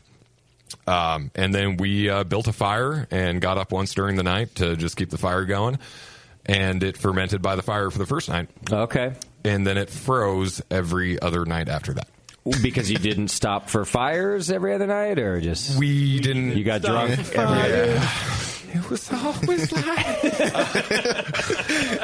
we didn't, want to add another 30 pounds of firewood to the back of the bike. Okay, yeah. So we weren't able to build a fire for the rest of the ride, and because we changed our route from the desert to accommodate the guys that didn't show up for the ride. Yeah. It was really cold the whole time. Okay. And it actually, that was kind of our biggest oh shit, was the beer never started fermenting on the ride. So that first night, of course, wasn't quite enough. What yeast did you use? Dried yeast or something? No. So before we left, I literally put about 8 ounces of our Brett slurry, shook it around the fermenter, dumped out the liquid, and then that was what fermented it. Just the Brett left on the sidewall of this fermenter. So it didn't really get started the first night, and then it was just way too cold the rest of the time. Yeah. So it still worked today. No. What we did is we fought it into a bag. Spitting into it. We ran into a pack of wolves. And we milked them. Using traditional native methods. As you know, wolf milk is full of enzymes. We had to find a pregnant mother wolf and milk her. Only under the waxing moon. I had to have sex with a couple raccoons under the full moon. To attract the with wolves. some wild rosemary rubbed on their bosoms. But eventually it did ferment in my house. I see. Okay. So we actually finished the ride, and the beer was still in the fermenter, which was impressive. Actually went down at like 40, 50 miles an hour at one point in the trip, and never spilled a drop. And figured the beer fell? Yes, Is that what you're saying? I made a boo-boo. Fell. Jeez. You wrecked. I wrecked, and it should have been a lot worse than it was. We were cruising along I agree. on some real high-speed gravel sections right before we landed in Bend, and I was, probably 30 or 40 feet behind Alan, and all of a sudden it looks like he just goes off a 2-foot curb, and he disappears in a cloud of dust. And, when you've got 40 feet and you're doing 40 or 50 miles an hour, that's like half a second to make any kind of decision. So I locked up my back brake because I figured I have no idea what's in front of me. It could be Alan, it could be a tree, it could be a rock, it could be a car, it could be anything. Yeah. So I got to go down now and hopefully not run him over. And it turned out there was just this giant pit of like moon dust. It was like just powder. So as soon as I locked my back brake up, I went from 50 to 0 in like 20 feet. Okay. And just buried the bike in this moon dust. Alan comes riding back and he thinks I'm fucking dead, and he's, I'm going to call 911. Holy shit, stay on the ground. You'll be fine. We're going to make it through this. We'll spoon another Do you night. sort of lay the bike down, or are you upright? No, I laid it down hard. You did? Yeah, Okay, I locked the back wheel up and just put it into a left side. Okay. I was totally fine. Okay. Didn't even have a bruise on me. Wow. That moon powder was just so soft. Nice. Now, given like, did you make a little snow angel in it? Lay down for a while. We made a castle. We had fun. Invited some kids over. Made some more sand castles. Had a little battle. It was awesome. Who won? Did you lose the beer or anything? No. That was my first concern. Like I was stuck under the bike for probably 20 seconds or something. Well, I guess my first concern was like getting my leg out from under the muffler. And then as soon as that happened, I was like, holy shit, if we just spilled out all of this beer, then this is going to be even more fucked up than, what Charlie did to us. So, Bye-bye write-off. Exactly. Oh, God, I have to pay for this myself now. So we got it back upright, and because that tiny diameter blow-off was so narrow, it just didn't really have time to leak more than probably a quarter of a quart out, something like that, just a few ounces. Okay. So it didn't actually start fermenting until I got home and left it on my counter and totally forgot about it for like a month. And on purpose? Sure. Yeah. Yeah. And I was trying to brew Partitioned these off that part of his memories. Right, exactly. Hey, I wonder what that jar is. It's like the last 6 months of Justin's life. Same kind of thing. Pretty much. Did you only do the one brew? The saliva beer? You didn't do another beer? No, we didn't come you brought across nothing a grain I can try. shop. Oh, no, we have the mouth beer. You can try that, Justin. Bevo promised she would try it before I absolutely never said that. I said you have to try it, and you didn't answer back. So And that is a How promise long have in you what worked world? for me? You know that if you don't fight me back, it's pretty much it's like a yeah. How about this, Bevo? You text Sam and ask him if it's okay if you drink my spit. Oh, my God. And then if he says yes, He'll you have ask to drink for it. pictures. Yeah, we'll leave it up to Sam. We'll leave it up to Sam. He's a little bit creepy like your wife. I'm cool with that. Go for it. Did you just your wife joke, Dave? She's I'm my surprised BFF. it took so long. Okay. I got to take a break. So why don't we just... Mostly to go vomit. We're going to take a break. What was the beer that you gave us that I just really enjoyed? That was our Helen's Blonde, okay. Which was our Pro-Am this year. We brewed it with an old, actually my old drumline instructor from high school. Wow. Yeah, I was that kid. I know you were. Stomp the yard, bruh! He was the cymbals. I stomped so many yards. So Rebecca moved to New York and won a bunch of medals at the upstate New York homebrew something. So little shout out to Rebecca right now. Prestigious. Wait, I thought she was your boss. She was my boss at Blockbuster Video. You are such a Blockbuster loser. Video. She was your drumline instructor too. Yeah. Did you guys drum on your breaks? Check out this sick beat. Hey, look what I'm working on. I had like 5 buckets and a can of silver rattle can spray paint in the back. That's how I got people to rent movies. I hate all of you more every second that goes by. So Rebecca, Be kind, rewind. won a medal. That's the name of this next beat. What happened to that break? Can we take that break? What was the beer? Don't make me start doing paradiddles. Helen's Blonde. Helen's Blonde. Yeah, okay. so it was named after her mother who passed just before Pro-Am. Okay. So it's a sad beer. Yeah, so fuck all of you Yeah. guys for not being sober right Sorry now. for laughing God, through you're it. horrible people. Yeah, that's, Yes, we are. You could have led with that. It does taste sad. It's very sad. But respectful. And in a good way. Right. Respectfully said. It tastes like a lot of good memories. It does. Yeah. I'm glad you feel that way. It's actually a really nice beer. Yeah, it's a fun beer.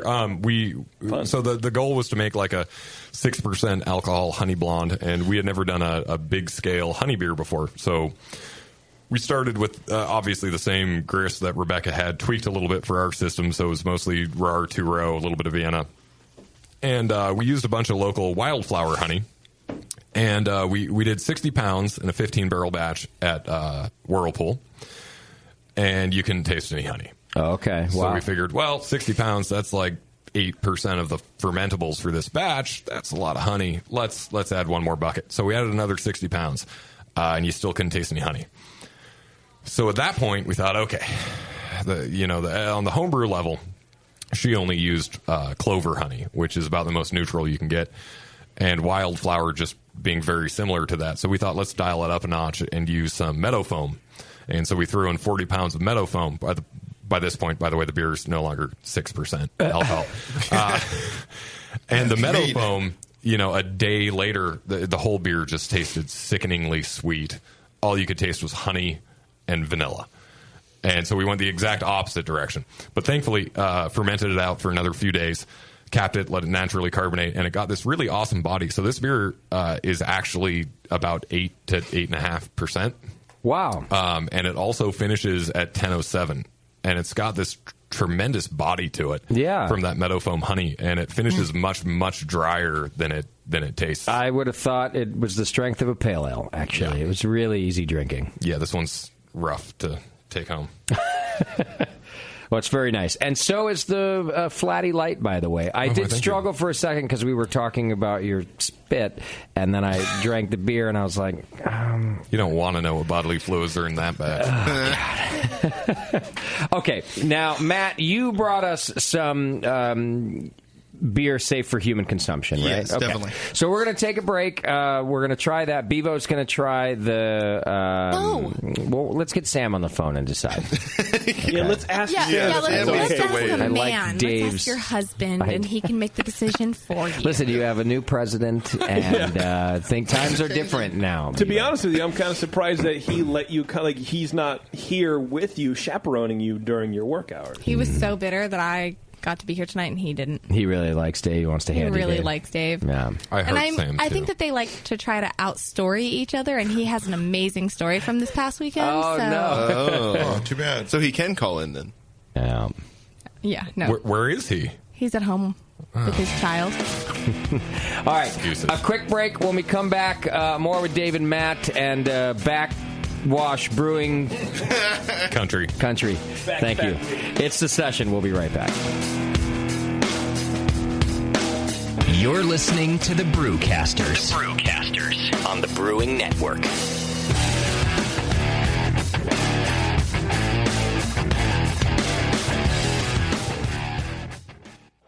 Hey guys, what'll it be? I'm not sure. What do you recommend? A lot of people seem to like the Hefeweizen. Is that a German Hefeweizen or more of an American-style wheat beer? I'm not sure, but I can give you a taste. Okay, great. The Cicerone Certification Program certifies and educates beer professionals in order to elevate the beer experience for consumers. Unfortunately, not every bar is staffed with certified beer servers who can guide their customers through a beer list. Here you go, guys. Let me know what you think of the Hefeweizen. Oh, yeah. That's definitely more of an American meat. But I can hardly tell because this beer just smells like sour butter. I wonder how long it's been since they cleaned the draft line. Yeah, and look at the bubbles on the side of the glass. It's filthy. Somebody should tell these guys about the Cicerone program. For sure. How about we head somewhere else for another beer? Your server should give beer the same respect you do. Request quality. The Cicerone Certification Program offers 4 levels of beer certification, in-person classes, and course books for beer professionals. Check them out at cicerone.org. The Cicerone Certification Program. We know beer. Do you know the 3 most important rules in brewing? Sanitation, sanitation, and sanitation. And no one does it better than 5-Star Chemicals. 5-Star knows sanitation. You can only sanitize clean equipment. And 5-Star knows how to clean, too. For craft brewers and home brewers, 5-Star has what you need to keep your fermenters, serving tanks, kegs, and draft lines sparkling and free of any beer-spoiling bacteria. PBW, caustic, acid cleaners, Star San, SanaClean, lubricants and defoamers, pH stabilizers, and more. 5-Star Chemicals has cleaning supplies, safety supplies, heat exchangers, pumps, hoses, and valves. And 5-Star is proud to offer eco-friendly products that exceed customer expectations. If you have a cleaning problem, you need the 5-Star solution. Visit 5starchemicals.com or call 800-782-7019. 800-782-7019 and get the 5-Star treatment today. If you haven't heard, there's a completely new brand of brewing equipment. Kettles, burners, and accessories. Trustworthy everyday gear that helps you forge and shape outstanding beer the way you want. It's called Anvil Brewing Equipment. Hi, I'm John Palmer. You may remember me from such self-help books as How to Brew, Brewing Classic Styles, Water, and the Brew Strong podcast. I am very pleased to announce the debut of Anvil Brewing Equipment from Blickman Engineering. I have been working closely with them these past few years to develop products that combine the best of materials, features, and price point. Each of these products has been developed, tested, and reviewed to meet these ideals and bears the Palmer Brewing Solutions stamp of approval on the packaging. Anvil Brewing Equipment, inspired by Palmer, built by Blickman, and made for you. Check out AnvilBrewing.com. Anvil. Durable, reliable, dependable. If you work in retail sales, the restaurant industry, or are a new craft beer enthusiast, or you know someone who is, you have got to check out Beer 101.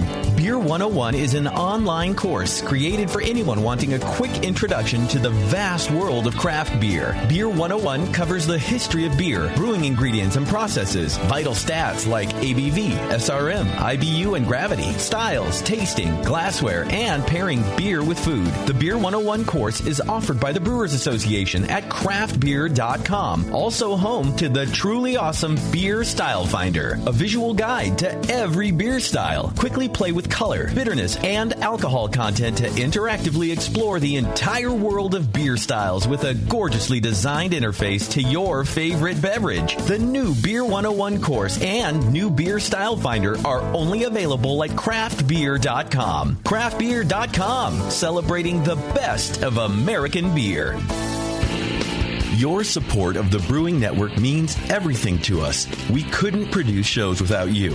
And we love giving you something extra for that support, like Brew Your Own magazine. You already know it's a great brewing magazine full of recipes, equipment how-tos, discussions of beer styles, and brewing techniques. Whether you're new to brewing and just starting out or you're an old pro, you'll always learn something from the articles in Brew Your Own. Plus, there are amazing special issues like plans for building a Brutus 10 system, 250 classic clone recipes, and the Homebrewer's Answer Book. Brew Your Own magazine and BYO.com are awesome resources for any brewer, whether for yourself or as a gift. When you subscribe or resubscribe from the Brewing Network homepage, you directly support programs like this. Get a great magazine and support the Brewing Network. Subscribe to Brew Your Own right from thebrewingnetwork.com.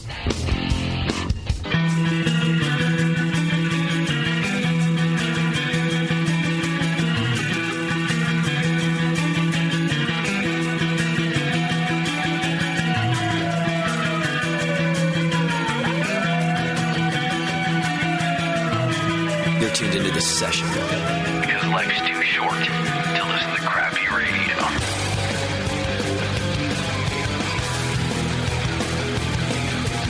All right. Can I go home now? I have good news and I have bad news. You're still touching the buttons. That's pretty good news. The good news is we have this amazing new camera we're testing in the studio right now, and it's getting us some really good HD quality video. You can see that on the live stream. The bad news is what I'm about to tell you, and then you're going to want to go to live stream and watch it happen because the camera really captured it really well. I'm going to leave you in suspense for a second, and then we're going to tell you everything that just went down here at the break, which was very exciting. Dave is proud of his. His last visit on the Brewing Network. For my final spot on the Brewing Network. Yeah. You know? I mean, 4 times. That was a pretty good run. You know how to make an exit. Yeah. Yeah. Well, real quick, let me let you know about the AHA's, the American Homebrewers Association, new app, Brew Guru, which is just killer. If you haven't checked it out yet, you're going to want to go do this. You can search Brew Guru in your favorite, iOS or Android applications to download it. It's built for homebrewers and beer lovers. Brew Guru delivers sage brewing knowledge and money-saving deals at breweries, beer bars, and homebrew supply shops. The American Homebrewers Association designed this powerful mobile app to help homebrewers and craft beer lovers explore the wide world of beer that we all share. With Brew Guru, you can effortlessly find deals and save money on beer, food, and brewing supplies. Level up your brew IQ with hand-picked articles, proven recipes, and trusted resources from the AHA and Zymergy Magazine, and use the powerful brewery locator to find nearby breweries, probably such as Flattail, tap rooms, beer bars, homebrew supply shops, and brew pubs, wherever you are. Brew Guru will lead you to good beer. Get the app today and follow the path to beery enlightenment. It's free for iPhone, iPad, and Android devices. You can learn more at homebrewersassociation.org. I know it's one of Tasty's favorite new apps. I love it. When I rolled close to the building here today, it told me I was near the Hop Grenade and AJ Fair. And I think both offer AHA discounts. That's very cool. You guys do an AHA discount at Flattail? Do you know, Dave? You should if you don't. Yeah. You must. That's part of our 2017 first quarter plan. I will say, though, I actually was catching up on the session while I was riding down to San Diego and then back up here, and I heard about the Brew Guru app. Got it.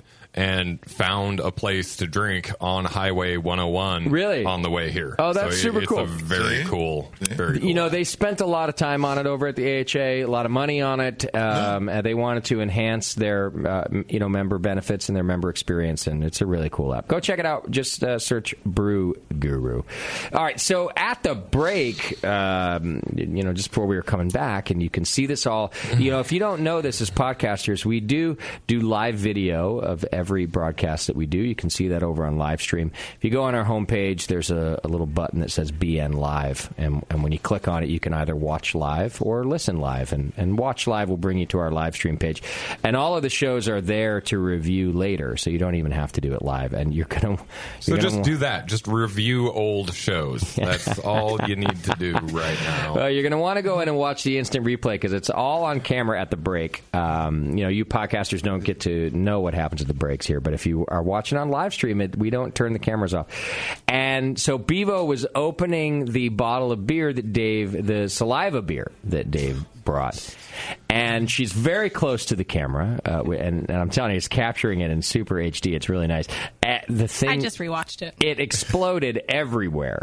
Essentially, is what happened. I've heard of over our equipment. It redefines the term gusher. I was going to say I've seen gushers. I've never seen that before. I've never seen this from a bottle of champagne before. Right? No, they can't even recreate that at NASCAR races. Bevo hasn't seen that since her wedding night. Let's be honest. I mean, this thing just went everywhere. It's all over I really wanted to share the beer. And it came in waves, very similarly. Yeah. And that explains why she was so confused about what to do. It literally starts at hour 43. Hour 43. So start there, and then it doesn't. And then she gets her beer, and then she's looking at the beer.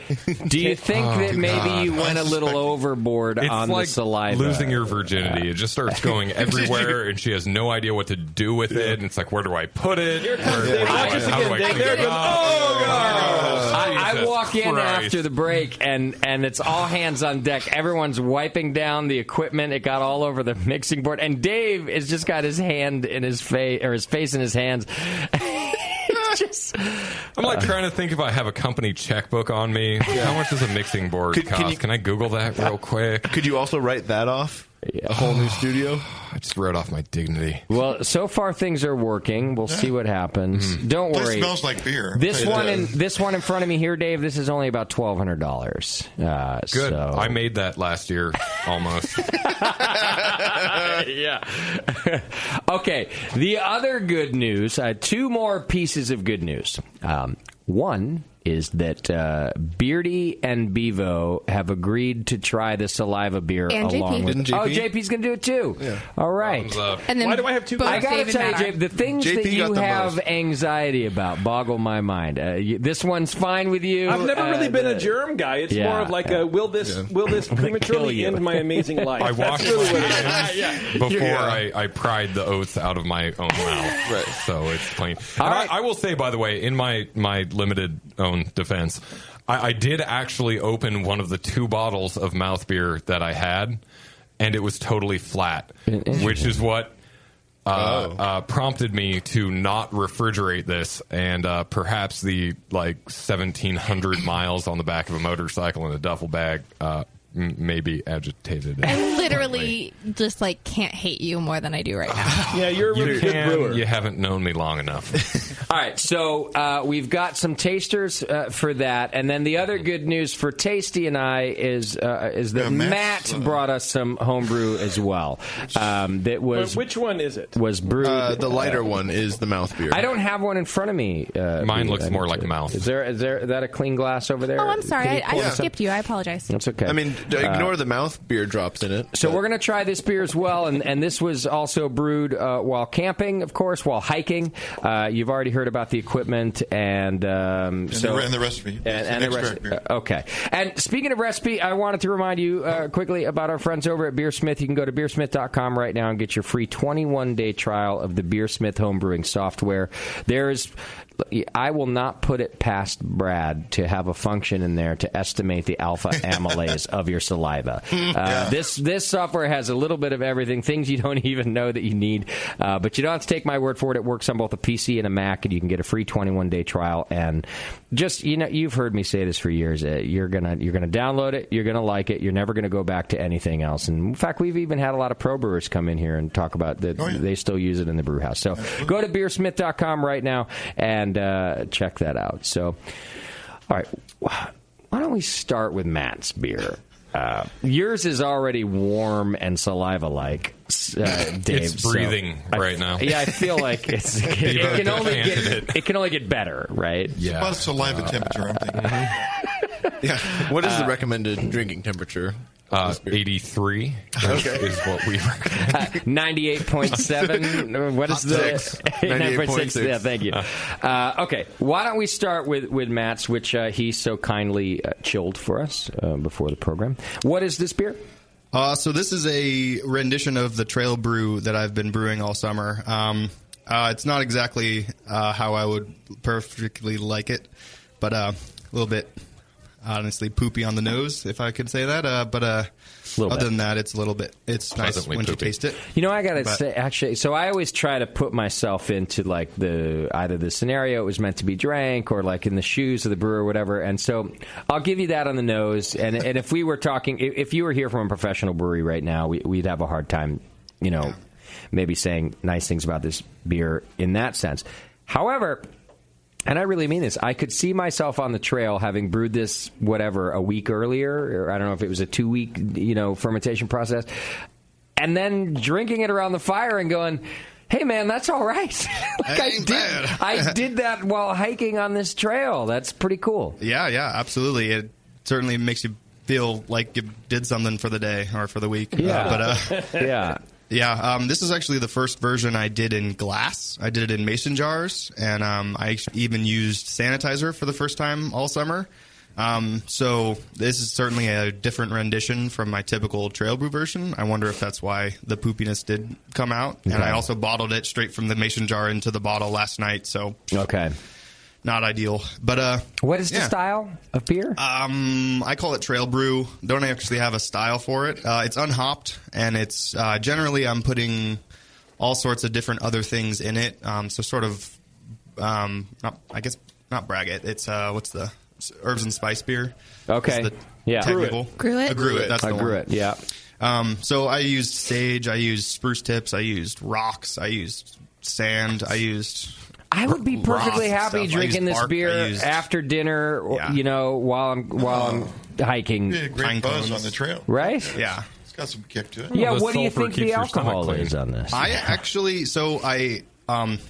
thought the original gravity was when I started back doing the whole thing.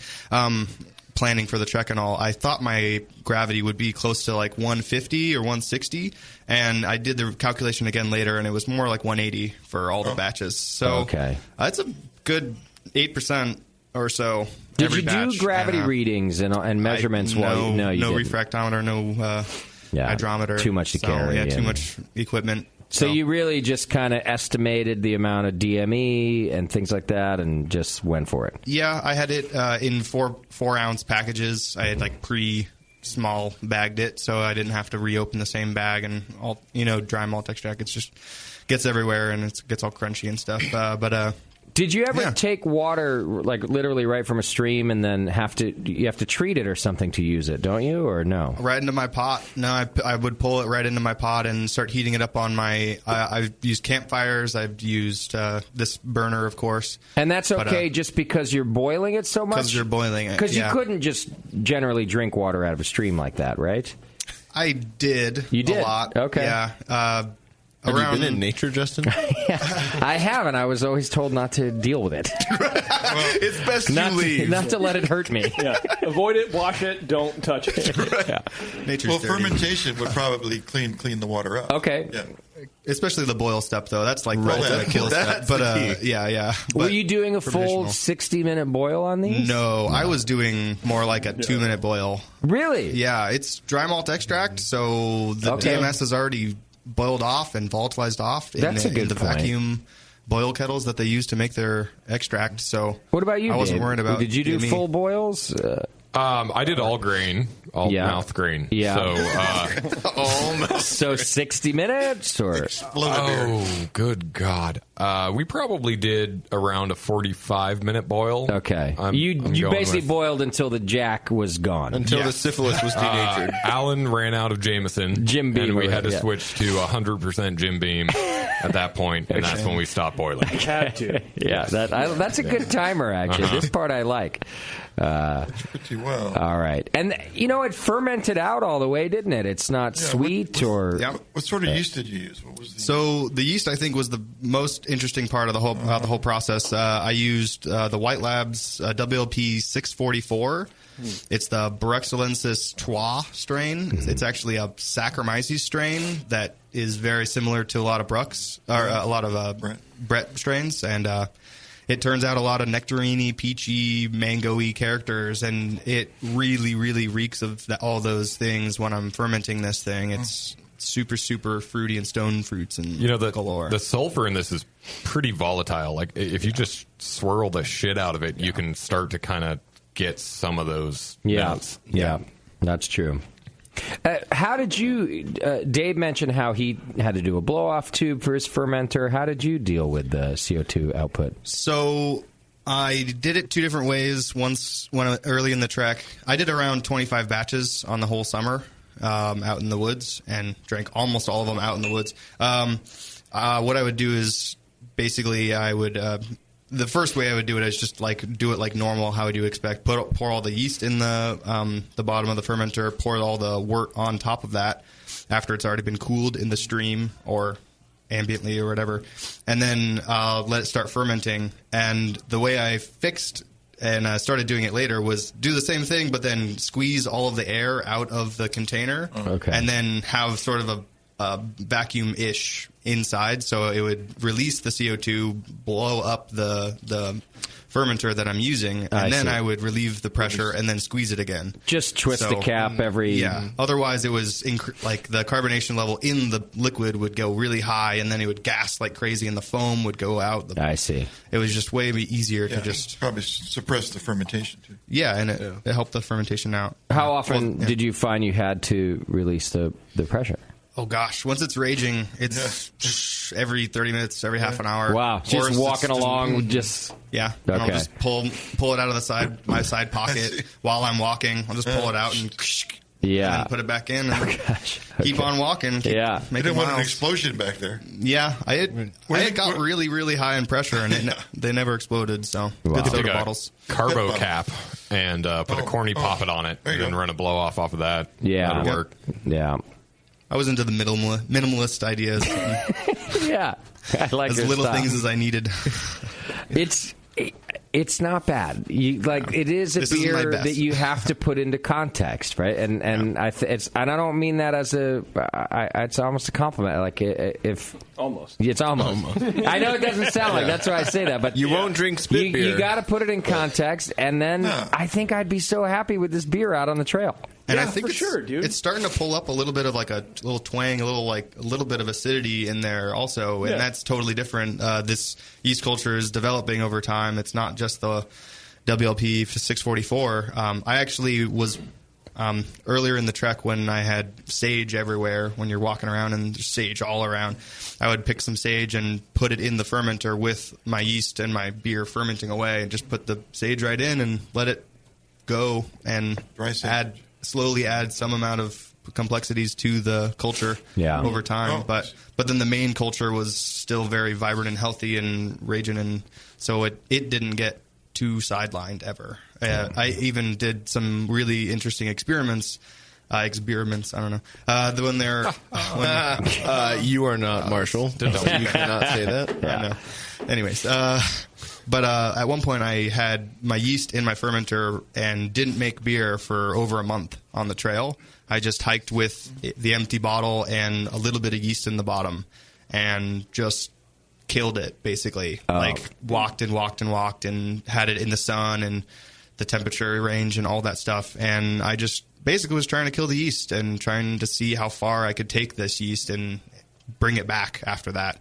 And I did a batch, and it took a couple days to take off, but it came right back and smelled exactly the same. Really? Yeah, It wasn't super stressed beautiful. or mutated from all the weird bullshit or whatever? It already surprisingly. was, I think, I think right? it's been so stressed over the entire journey already. Like the temperature ranges that I'm dealing with were in the summertime in the desert, trying to keep it in the shade just to keep it cooler, and it was in the good solid 100 or more.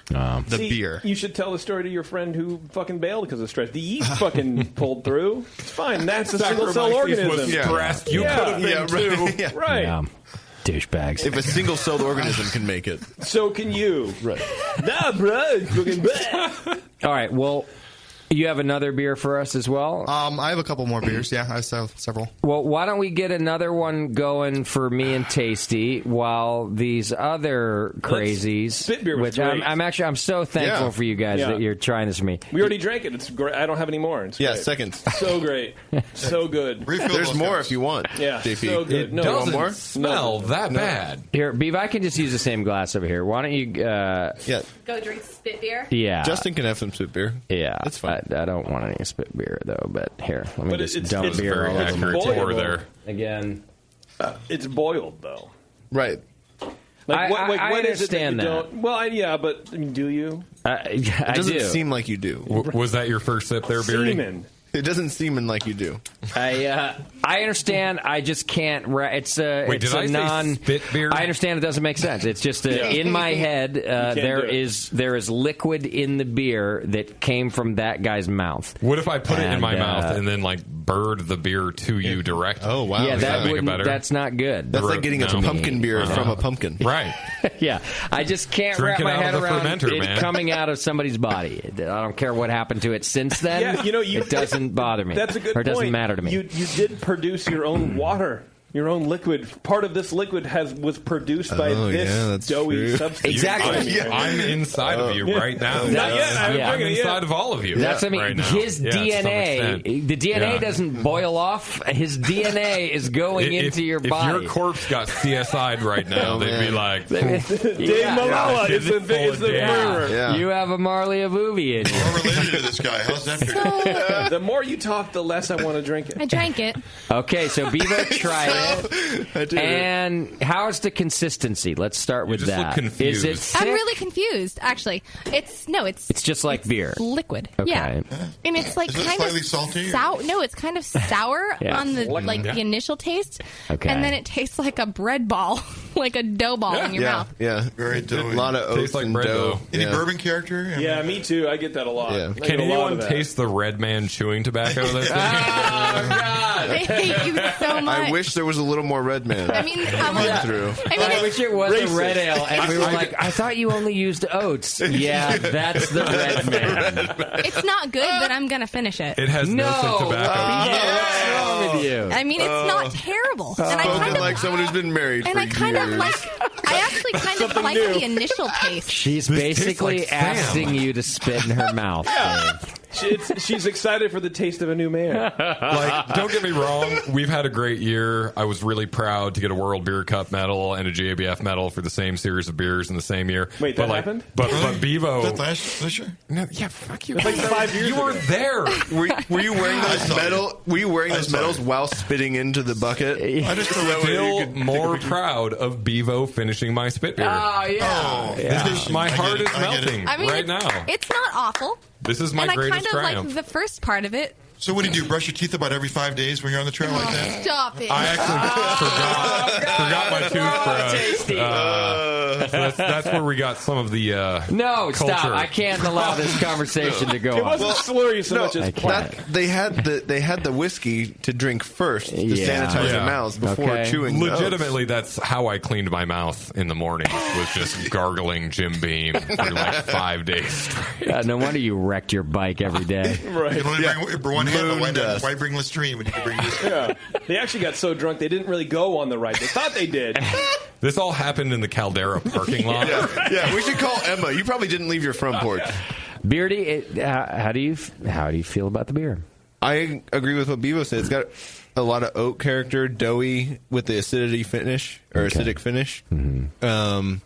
It tastes a little like Dave, but but not which you're familiar. Not with. offensively so. Okay, Yeah, if that's possible. And JP, anything to add to these assessments? It's really good. Oh, yeah. I would drink this one over the first one that we had. Yes, suck it, Matt. Damn it. Really? Yeah. As much as, even though I know where it came from. As much as it pains you to say it. Yeah. You know, when I tasted this out of the Roto packs the first time, it was a real holy shit moment, because I was just expecting it to go down the drain, but I had to taste a little piece of it before I dumped it. And I had to scramble together to get this in a bottle, because I was like, oh my God, this actually tastes decent. Given when I cracked open the sample bottle, it didn't explode, and also was a little more acidic. So this one changed slightly, but probably just because of the irregular priming sugar at the end. Yeah, that's what I'm going to blame it on. Oh, you used priming sugar to carbonate it? So I made simple syrup, basically 1-to-1 simple syrup, and then used a half a teaspoon per bottle for that. Did you do that by pouring water in your mouth and dumping some sugar in? Yeah, swirling it around? I ate like a pound of sugar, and then I just kind of... You like finished your Halloween candy and then spit it into the bottle? It's just candy corn that I regurgitated into the bottle. Matt, while we're finishing this up, I want to try another one of your beers. I was trying to figure out which one is what. Is that this here? Yeah, that is a homebrew of mine from many years ago. This is not another one of your... What is that? I'm going to forego the other bottle of trail beer that was probably in the same vein of poopiness. I see. You tried it, and you're not happy. I haven't opened this exact bottle, but... so I'm now saved from trying any more trail beer. Is that what we're saying? Yes. That is a Sage Saison, if you wanted to try. If you want to check out the mouth beer. Yeah, there's more mouth beer. Is this really one of your beers that has a Grand Teton label on it? Or is it? Okay. I made that probably while I was still an intern with Dave a few years ago. So. Yeah. Before you learned anything. Now, are you going back? Did you intern twice? Are you going back out on the trail? You're like waiting out winter, and then are you going to pick up where you left off, or are you done? I am very undecided on that front. So you're broke, is what you're saying. Very broke. Yeah. I'm thinking about working through the winter and working on making money for the winter and getting back on the trail for the summer. But you are okay. Yeah, it's in the game plan. But will you brew again, even if we refuse to talk about it on this program? Absolutely, and I'll bring in a new batch that doesn't taste so poopy. Nice. Yeah, I gotta say, it really wasn't bad. Okay. Use the fancy word for it. Now, we're going to run out of time here, Dave, but you had mentioned a flavor profile before the show, and I wanted to talk about it, even if just briefly. Mm-hmm. It's something that you said it shows up in a lot of sour beers. It has a name, it's something, but you were kind of mentioning to me that brewers don't want to talk about it, but you think it's very common. Can we cover that? Yeah, absolutely. About 3 or 4 years ago, when we were really trying to push our barrel program to the limit and just try different things, we're fermenting lacto, cold, see how that works. We're fermenting Brett at 110 degrees. We're fermenting Kolsch yeast at 110 degrees. We're basically taking every yeast strain we had in the brewery and trying to push it to the limits and see what happened. During that time, we started noticing that our 100% lacto barrels developed this really bizarre off flavor we couldn't put our finger on. And at first, it was like diacetyl without the slick finish. Okay. And so we thought, okay, maybe the acid is just... So that's a little buttery. Yeah, kind of. And that was stretching a little bit. More so, it was almost like popcorn without the buttery flavor. Okay. And as we started doing more and more lacto and Brett barrels, we noticed that it was only during the winter that this flavor would pop up. We'd have a batch that was just tasting incredible, and then all of a sudden, this flavor would pop up. And the more and more we had it was kind of defined as this like almost Cheerios on the aroma in a very light level. Yeah. Only perceptible on the exhale.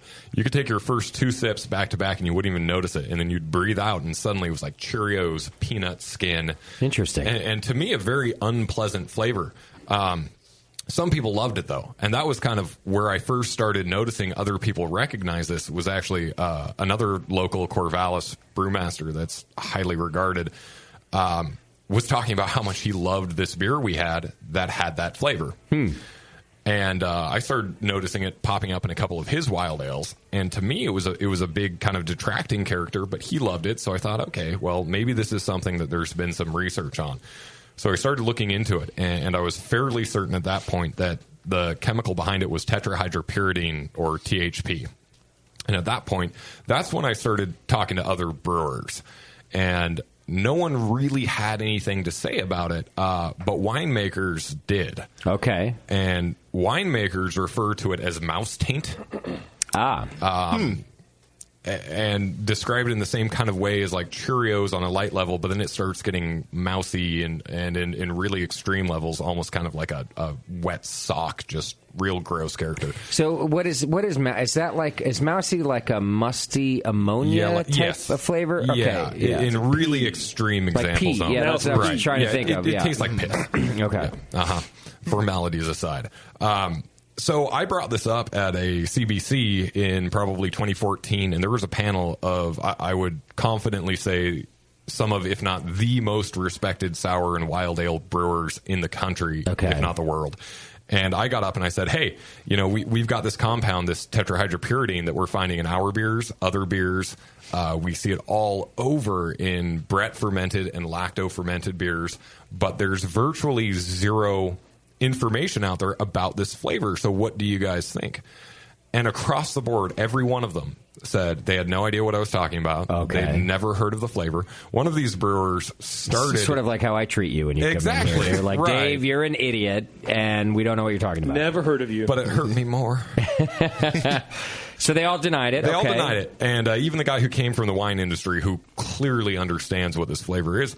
And as soon as the lecture was over, I had two different brewers from the largest brewery represented on that panel come up and say, yeah, it's a house flavor. We have to blend it out. Wow. I mean, they said it's so common that we learn how to blend this out of the beer because we don't know where it comes from and we don't know how to get rid of it. And that just got me going. Okay. So we started doing trials, and we started doing 100% Brett ferments, 100% lacto ferments, controlling for temperature rise and drop. And what we managed to figure out over the course of about a year is that this THP really only represents itself when there's lacto or Brett or lacto and Brett. And originally we had traced it to a drop in temperature. But we realized actually just a few months ago, after starting to do our Damn Wild and cylinder conical tanks because we ran out of open fermenter space, that it doesn't happen in cylinder conical tanks. It only happens in our open tanks and in barrels when it gets cold. Wow. Which brought us to the oxygen thing. Yeah, it's pulling oxygen in. It's pulling oxygen in. And that's what's happening is when certain strains of lacto, particularly towards the last third of fermentation or when they're dormant, when they bring in that oxygen at cooler temperatures, they just spit this THP out like crazy. And some people find it pleasing. To me, it's a major off flavor. So it's cooler temperatures and oxygen. I think oxygen is the 100%. That's what we've discovered. You have to have oxygen to make this happen. Okay. Because we have had cylinder conical tanks that have dropped 5 or 6 degrees and not exhibited any THP whatsoever. Okay. So the oxygen the oxygen ingress is because of the volume in the vessel. The open is vessel smaller is, when it's cold. Yeah, so I understand. It has a negative pressure. It pulls in. Okay, yeah. So that's what I was getting at next. If you have oxygen present but not a lower temperature, and that's the last thing that we have to do is. Now I see what you're saying. Is kind of we haven't tested out the high 70s, 80s, really high end of the spectrum with oxygen to see if it still causes it. Okay, but we do know that oxygen is the primary cause of this THP. And one is causing the other, is what you're saying, Tasty. The lower temperature is sucking in oxygen. Okay. And it increases the amount that can be dissolved in the liquid also. Okay. Now, did any of those brewers mention why no one's willing to admit it, or did they just leave that out of the conversation and just say, hey, we know what you're talking about? Yeah, it was very brief there. The next time that it came up was at Sourfest last year. Oh, shit. Can't remember the name of the brewery. In San Francisco, giant Sourfest. Ended up talking to a couple people from Celebrator magazine, and then also a highly esteemed previous employee of Brewer Supply Group, whoever in the industry is pretty familiar with. And both of them commented basically saying, oh, someone's talking about THP. Let's keep that conversation going. Okay. And then the conversation never continued. Interesting. So some people love dirty have little noticed secrets. it. I know, other than myself. But it's bizarre because it's I would confidently say that this off flavor, with how prevalent wild ale is on the West Coast right now, is more common than diacetyl. Okay. Wow. It's everywhere. We have to have a beer sometime. We can pretend we like each other for a minute. Right. Sounds and good. I want you to point it out to me because I bet I've tasted it too. I just don't even. If you're saying it's that prevalent, I've got a beer right here that you can try. That's actually got some THP. Yeah. In this case, the THP came from my mouth. It does. It does actually have that mouth taint. I'd flavor. like to taste it so that I could pick it out then too. Because just because of how you're saying it's so common. These are the types of beers I drink. I must have tasted it. I'm sure you have. Apparently, I just don't have an aversion to mouse taint. Yes, you just love that taint. Well, it's not like cat piss where it's that super aggressive. It's the most approachable taint flavors. Okay. Like more straw hay kind of wet. It really Cheerio hits it nail on the head. Okay. It's like Cheerios and peanut skins. Yeah. That's the best way I can describe it. When it's really subtle, sometimes I've heard people say it's kind of hazelnut, nutty character. Mm-hmm. But for me, it's Cheerios and peanuts. Wow. Okay. All right. Yeah. Tasty. You know I'm this. stuck on taint. Yeah. You know this. It's not really the I taint. consider that a form of the female anatomy. Just because that's where you start doesn't mean that's where you have Taint to was finish the form of tasting. part of the male anatomy. It's both. You know that It's point both. where one thing ends and the other starts? Yeah. That space is what I call taint. I always associate because in a bad way, it's like the male anatomy. That's what I was just assuming, Yeah. Whatever. I don't know why they call it Tasty, is this something? And are you familiar with the name of this compound? Have you heard it talked about? But I'm very interested in this. I don't know why they call it mouse taint because, and I think we talked about it on the show several years ago. Yeah. So, and it's like it makes you think of that little space, but maybe it's urine. like tainted because of mice. It's tainted with this kind of pissy, shavings, mousy. Yeah. And that describes, again, like in super extreme examples. I think when this shows itself in wine, that's wine that's fucked. That's something that's not just going down the drain. They're like driving it a mile away from the winery and then dumping it. Yeah. In lower levels, it's much less offensive. Okay. I will say, up until today, in this exact minute, I actually always thought we were talking about the taint of a mouse.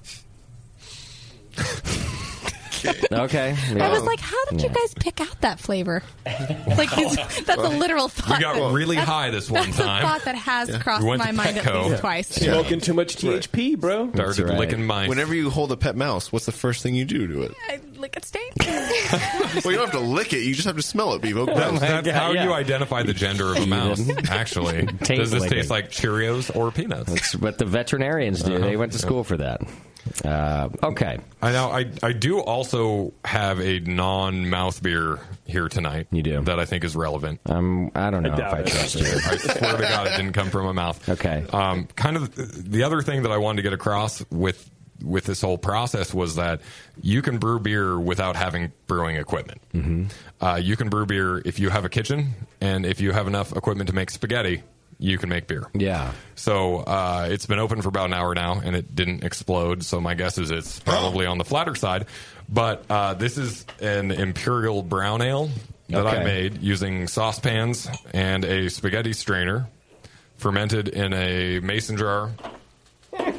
Jesus. And then it's been on the back of a motorcycle for about 2,000 miles to San Diego and back.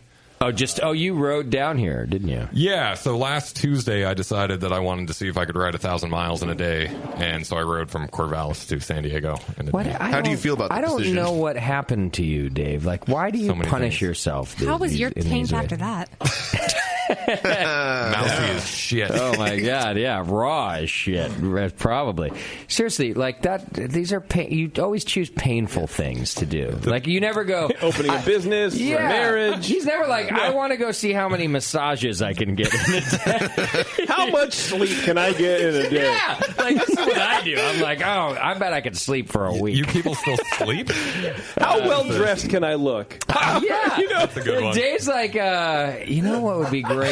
I bet if I lit myself on fire, I could probably put myself out before I die. It wouldn't be the first time.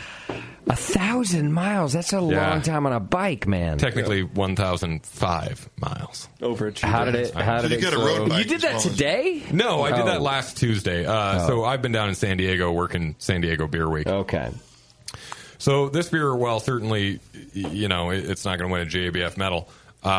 I can say that again. It is beer, and it was made in a... Fuck you, JP. Yeah. And it wasn't in a mouth. Yeah. Well... Already, it's light years above what we just had. This is what I call my teabag brown. A little insight into the fermentation process there. No, so this is basically Simpson's Golden Promise brown malt and a little bit of chocolate malt. Okay. And... just done on your stove, you're saying? Yeah, so I had the grain ground at the homebrew shop, and then I brought it home. I mashed it in a just aluminum spaghetti pot, put it in my oven to keep warm. Okay. Forgot about it for like 5 hours. Okay.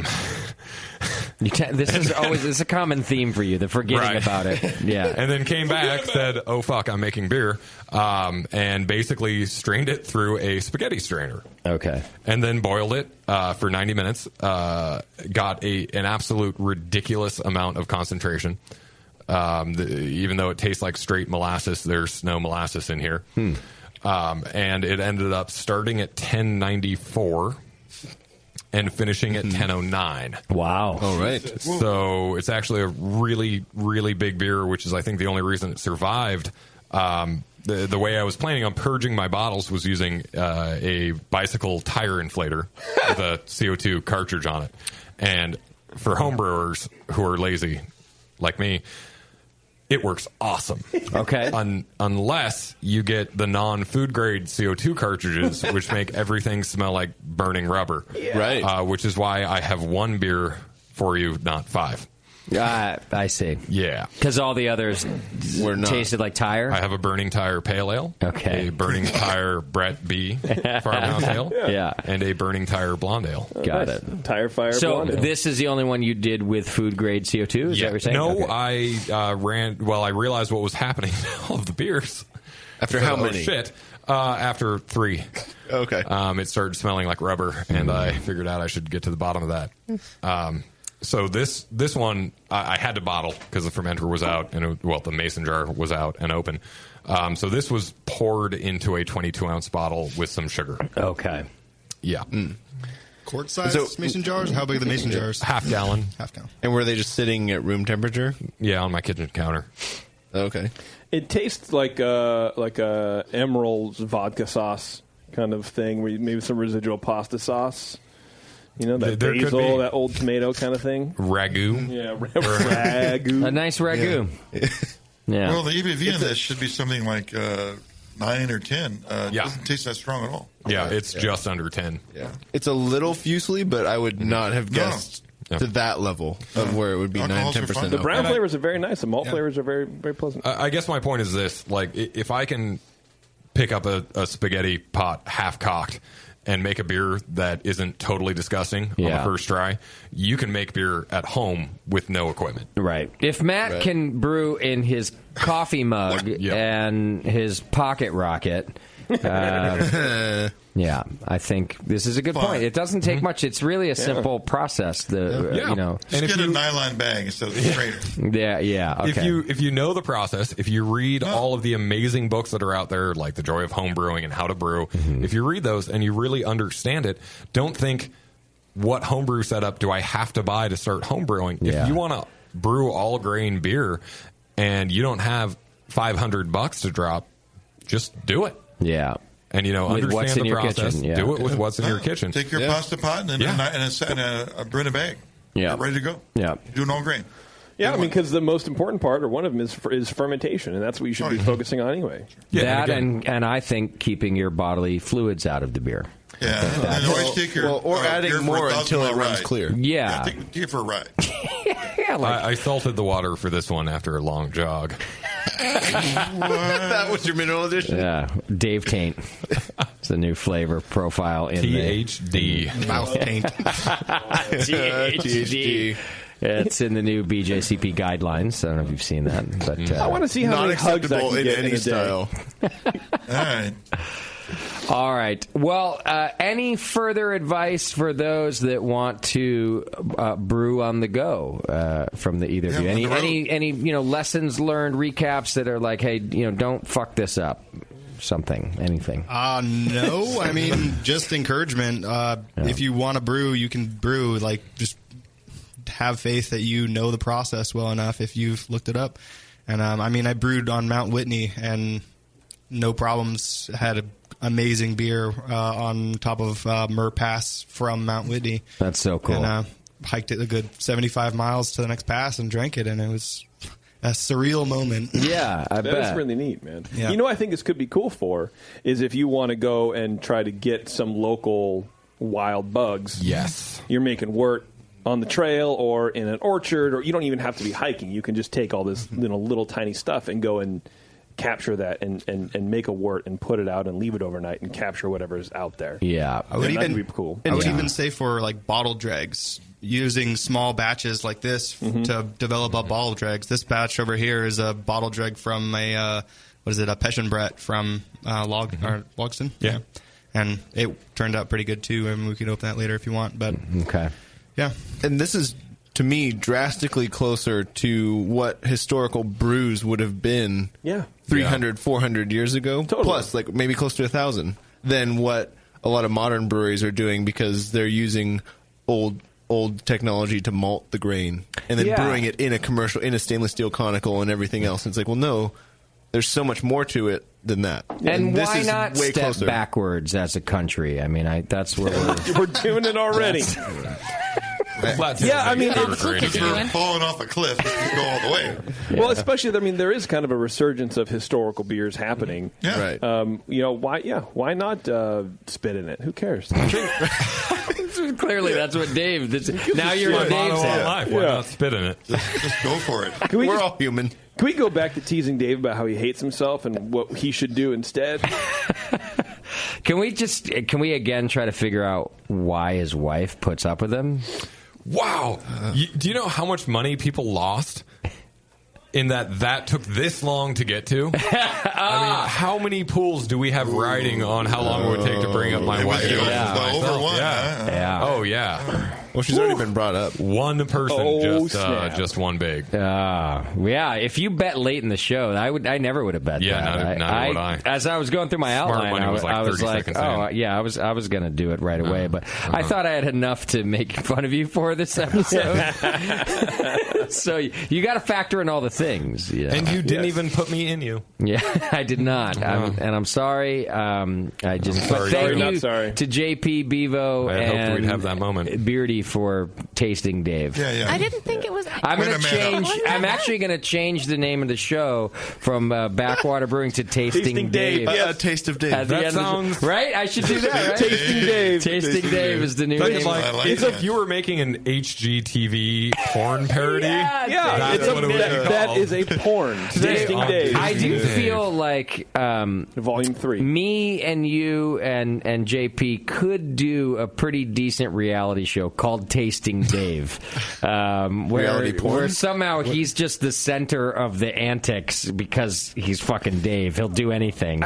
You know what? It could be a ripoff of An Idiot Abroad.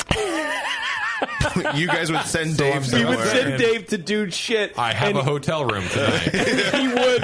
Yeah, pilot episode. It would be Conquer. the exact opposite. It would be like, Dave, stop breaking all the things. Like you're supposed to experience. You're supposed to relax. We're sending you to relax and experience and yourself. Two fucking manic idiots like me and you are the ones trying to get Dave to relax. This is what I think is good about Tasting Dave. And then we'll You call just have him. to take care of me for a day. And then we'll call him like every hour. And, hey, how do you stop the valve gate from the mash tun? How do you stop it? I understand. You guys will be running flat tail while he's gone. But the show, like part of the show, would be people would call in and vote to figure out who the actual idiot is. There's like a wild card where if some set of circumstances happen, then Sam gets flown in. Yes, and it's like clearly it changes every show. We get That's a little your Beardy lifeline in there. That's your lifeline. You get Sam to come Get you out of a situation. Or what if it's Dave has to go find Sam? Oh god! Oh my god! You fly him to like Rio. Oh wow! Sam is somewhere in Rio. No, that's Finding Sam, which is a spin-off of Tasting Dave. That's season 7. We get great, but Sam is not allowed to drink because he'll die. Nonsense! Finding Sam is the perfect spin-off. Sam lost his shoes this weekend. Of course he did. Tasting Dave, we give him the semen cookbook that we've talked about. Semenology. Yes. And you already have it. And he teaches local culinary students how to. By the way, did you guys ever get the gift copy? Use the sauce that you've been given. Of the Semenology Bartender's Guide that I had sent to the Hop Grenade? No. That was like 2 years ago, and I somehow just totally forgot about staff stole that. Never send anything here. What did you So Semenology is a word? present for opening the Hop Grenade. Oh my god! There's the Semenology, and then there was like the bartenders. What was the? Maybe it was Semenology. There were 2 books. Dave, I'm a douchebag, but I would have written to thank you about that. That's why I a forgot nice about gift. it. I was just expecting a text message one of these days, like, "Hey, thanks for finally bringing something that tastes good to the show." No, I don't. I better find out who stole that stuff. What a weird staff we have here. Yeah. Probably Moscow opened it and then was like, I'm going to start a bar. Have you checked his library? With the samples. We can't have this here. I don't know. Or he kept it and he's still cooking with it. It's next to all the beer. So I looked up on Amazon Semenology, the Semen Bartender's Handbook. That's the one. That's the ticket right there. Customers who viewed this also viewed a book called Images You Should Not Masturbate To. And wait, there's a book and of Tasting Dave Marley of it. Season 1. It's a photo of me with a mash paddle on the cover. The second one is a practical guide to racism. Oh my god! I swear to God. So, in a related story, I might own that book. A practical guide to you insane. I don't own it, but it's Justifying in my house. Sam. And Pornogami. A guide to the ancient art of paper folding for adults. Oh, I'm actually certified in that. Okay, there you go. That's my one. I lied. I am certified in PJCP. one thing. Oh, you must have just seen an image. Both Dave and JP, after tasting Dave's saliva, are now grossed out. Throw up. On the Is that pornogami? What is that? It is a glass of beer receiving semen into it, and it's a high class photo. I think it's like a little dram of whiskey or cognac. I mean, that's like a I'm sorry, solid guys. stream right there. You know, you're just a little too grossed out by your own bodily fluid. It's not mine. That's another man. That's Get someone over else's. Okay. If that and was mine his has own. never ended up in a fucking tulip. Yes. That is not the proper serving for that. Well, you haven't lived yet, Dave. What have you been up to? Hey, you know it's a good time to talk about Nico Brew. It's a great time. Right? I feel like Nico. Great time. Couldn't be better. Nico would appreciate Proud this. sponsor, main sponsor of Lunch Meat. Of the new Lunch Meat Revival. Oh, right. Way to go, Nico. Nico's Brew. bringing Good Lunch thing. Meat back. Is that the name? Do we have to call it Lunch Meat Revival? No, we don't have to call it shit. Is it going to be Nico Meat? Yeah. Well, Nico Brew has the hops you're looking for, from your standard recipe staples to those hard-to-find ones. And after 7 years, they're still offering their famous $5 shipping. And with super fast turnaround, you'll be brewing in no time. All their hops are nitrogen flushed and vacuum sealed in Mylar packaging to make sure you get the freshest hops available. They even have commercial accounts available to pro brewers and homebrew shops. A lot of our guests use them. And coming soon, a complete line of pro brewing equipment, which is pretty cool. Custom-built fermenters, brew houses, you name it. Nico's always working on something over there. Check out the Nico Brew swag, like onesies, teas for toddlers, and even something for you grown-ups out there. Head over to nicobrew.com today for all of your hop needs. Nico's a good guy, so don't be afraid to do that. All right. Well, gentlemen, and Dave... Thanks for including me.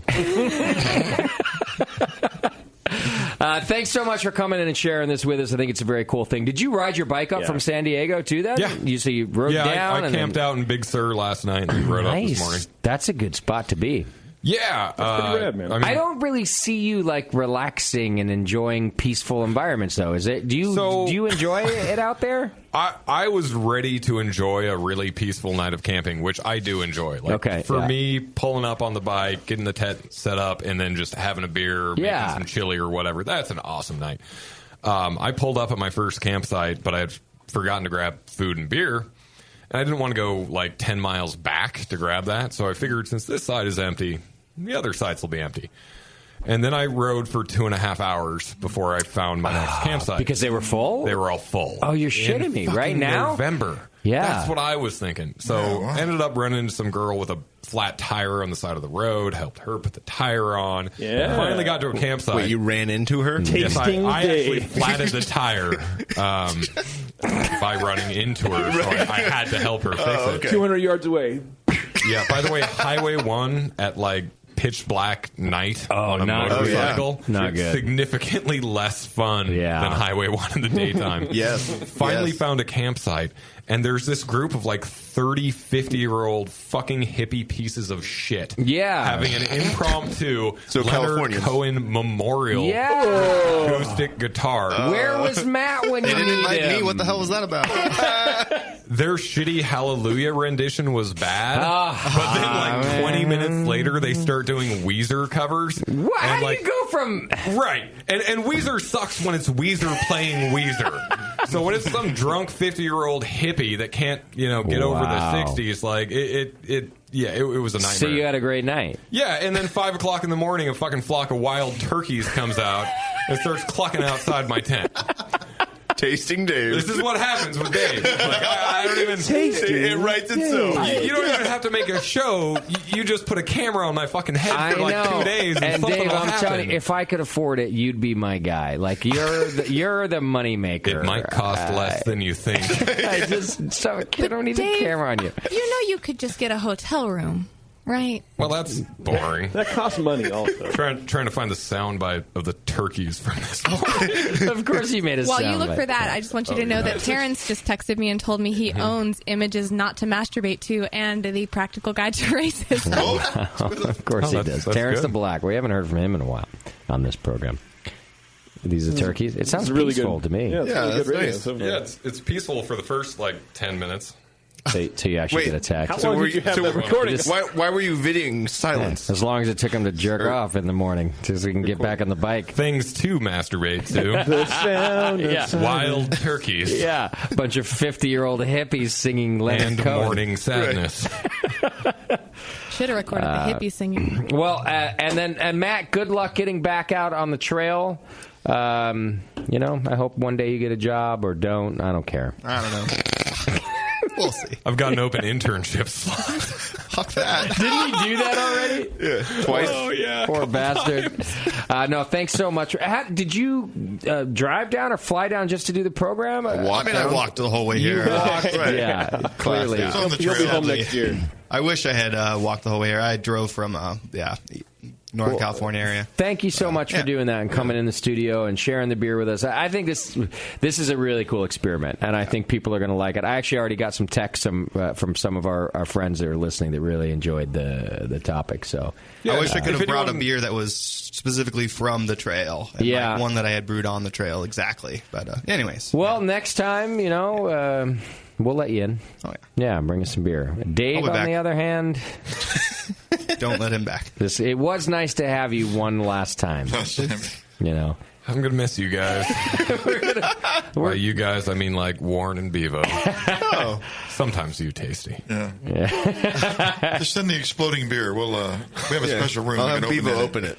I do still want to do a bike ride with you, man. That'd be fun. So before we leave, I wanted to call you out on this on the air. Okay. We're doing this again next year. You are? The Yes. whole thing? And we're going to do it how through many the days desert. was it? This next year will be 6 or 7 days. Now, when you say the desert, like my desert, like the high desert? Eastern Oregon desert. Well, yeah, which is also high desert. Same, it's the Mojave Desert still. The PTO It's is not an the issue Mojave, for you, Justin. but not? Okay. it's Oregon.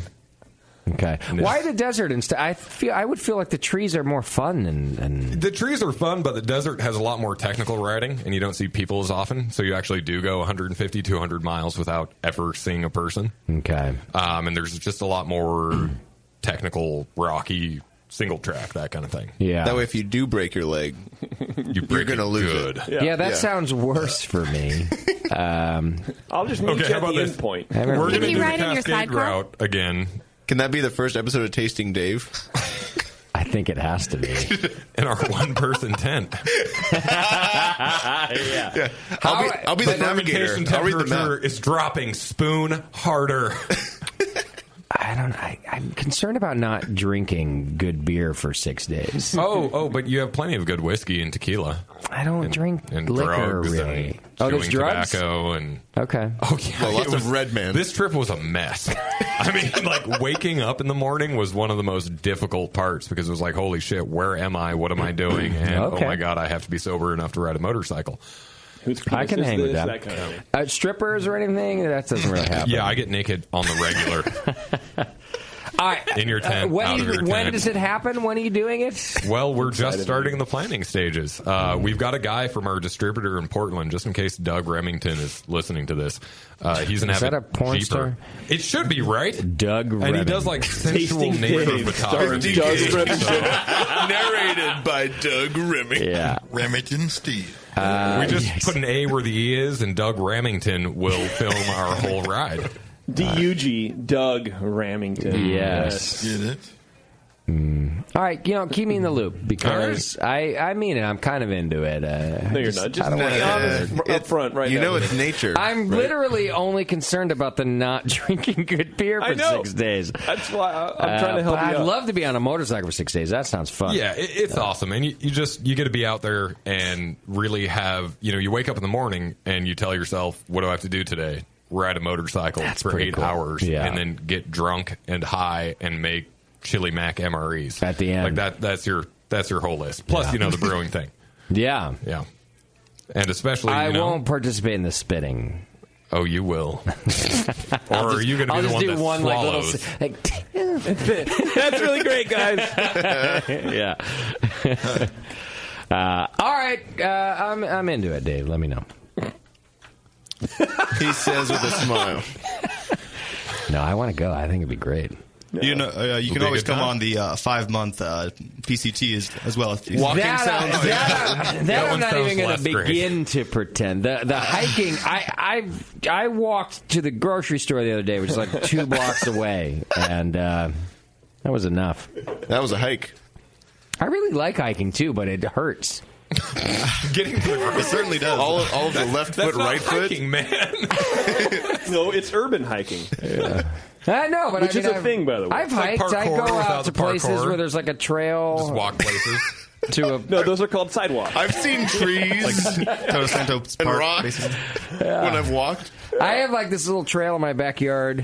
I walk sometimes. There are even some stairs on that trail, Sometimes right? I wear shoes. Yeah. I go over to where the tomatoes are. Well, just carry all the things you need to survive and walk in your backyard. I mean, Which is like a cigarette and a beer, basically. In his robe and slippers.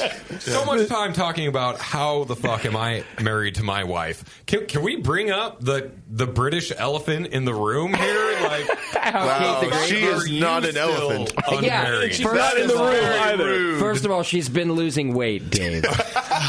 I meant that Wow. only in the size of her You character should and just personality. just stop talking. Let's take a break so I can pee.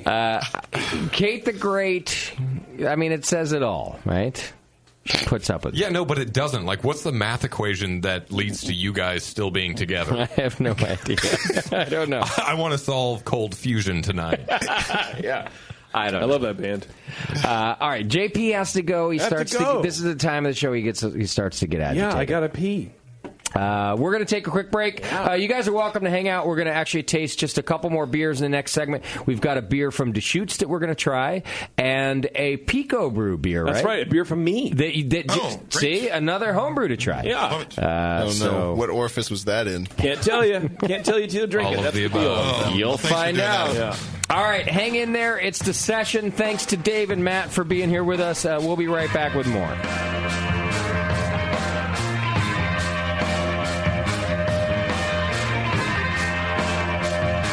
You're listening to the Brewcasters on the Brewing Network.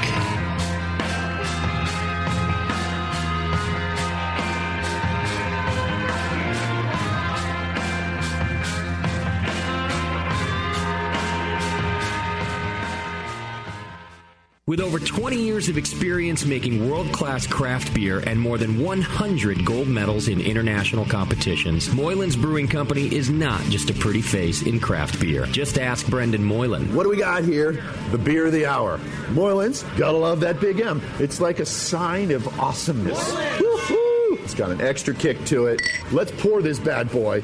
Oh, yeah. Oh, Moylan's. At the end of the night, when the kids are finally in bed, the wife's in bed, nobody's bothering your ass anymore, that's Moylan's time. Moylan's is for you. Yeah.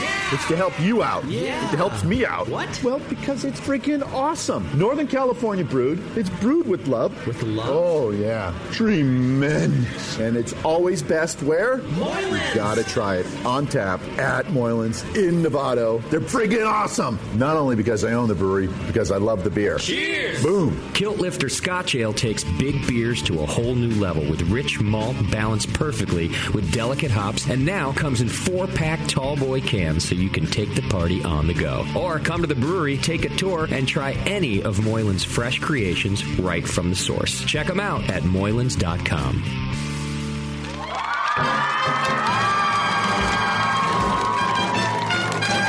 BN Army, have you heard the latest at Hop Tech? Since Hop Tech has doubled in size after a huge expansion, Jade and Roberto can stock even more of the best quality homebrewing supplies and equipment. Over 60 kick-ass varieties of hops and malts, monster truckloads of quality brewer's yeast, including White Labs, Y-yeast, and multiple dry yeasts. They even have all grain systems from Grainfathers and Ruby Street Brew Systems, thanks to Jade, the brand new all-grain brewer. And don't forget about their 10% discount to all BN Army members. Jade and Roberto are waiting for you and all of your brewing questions over at hoptech.com. Hoptech, totally not sucking since 1983.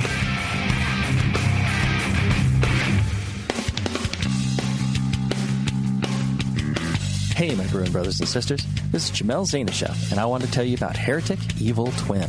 You might be familiar with my homebrew recipe, which uses massive late hopping to create a balance between the malty sweet and the hoppy bitter, along with an outrageous malt and hop character. I wanted a beer with the same bold hop and malt character, so we played around with the homebrew recipe until we were able to make a great commercial version too. We've created a beer rich in malt character, full of caramel, toast, biscuit, and an ever so subtle roast note. On top of that, we piled in an insane amount of Citra and Columbus hops at the end of the boil, as well as in dry hopping. This damn-the-cost approach to hopping gives Heretic's Evil Twin a great blast of citrus and tropical fruit that can't be matched by any other hop. The result is a bold, malty, hoppy, but easy-drinking beer. This is our top seller, our flagship beer, and I couldn't be prouder of it. Cheers. To find Heretic beers near you, click on Find Some at hereticbrewing.com. Grog tags aren't just for labeling your home brews to hand out to your friends. They're the perfect way to round out your personal brewing marketing. Bringing your latest beer to a funeral? Craft a metal sign to go with it. Heading out to little Liam's bar mitzvah? Grog Tag custom bottle caps are awesome. Couldn't get out of jury duty this year? Grog Tag the hell out of the deliberation room with reusable labels. Grog Tag has an awesome array of products just waiting to be customized by you. Metal signs, coasters, tasting mats, bottle caps, tap handles. It's all there waiting for your designs at Grog Tag. Liven up your next party with the widest selection of custom products ever offered by a sponsor of the Brewing Network. Grog Tag. At least your beer will look good. You're listening to the Brewing Network. Because like beer, radio shouldn't suck.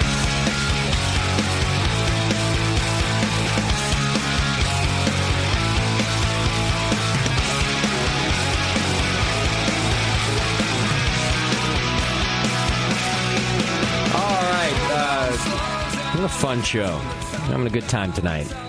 Drinking some good beer. We are? Well, yeah, I had a lot of beer from our tap list. I'm excreting into every one of your tanks tomorrow during our collaboration.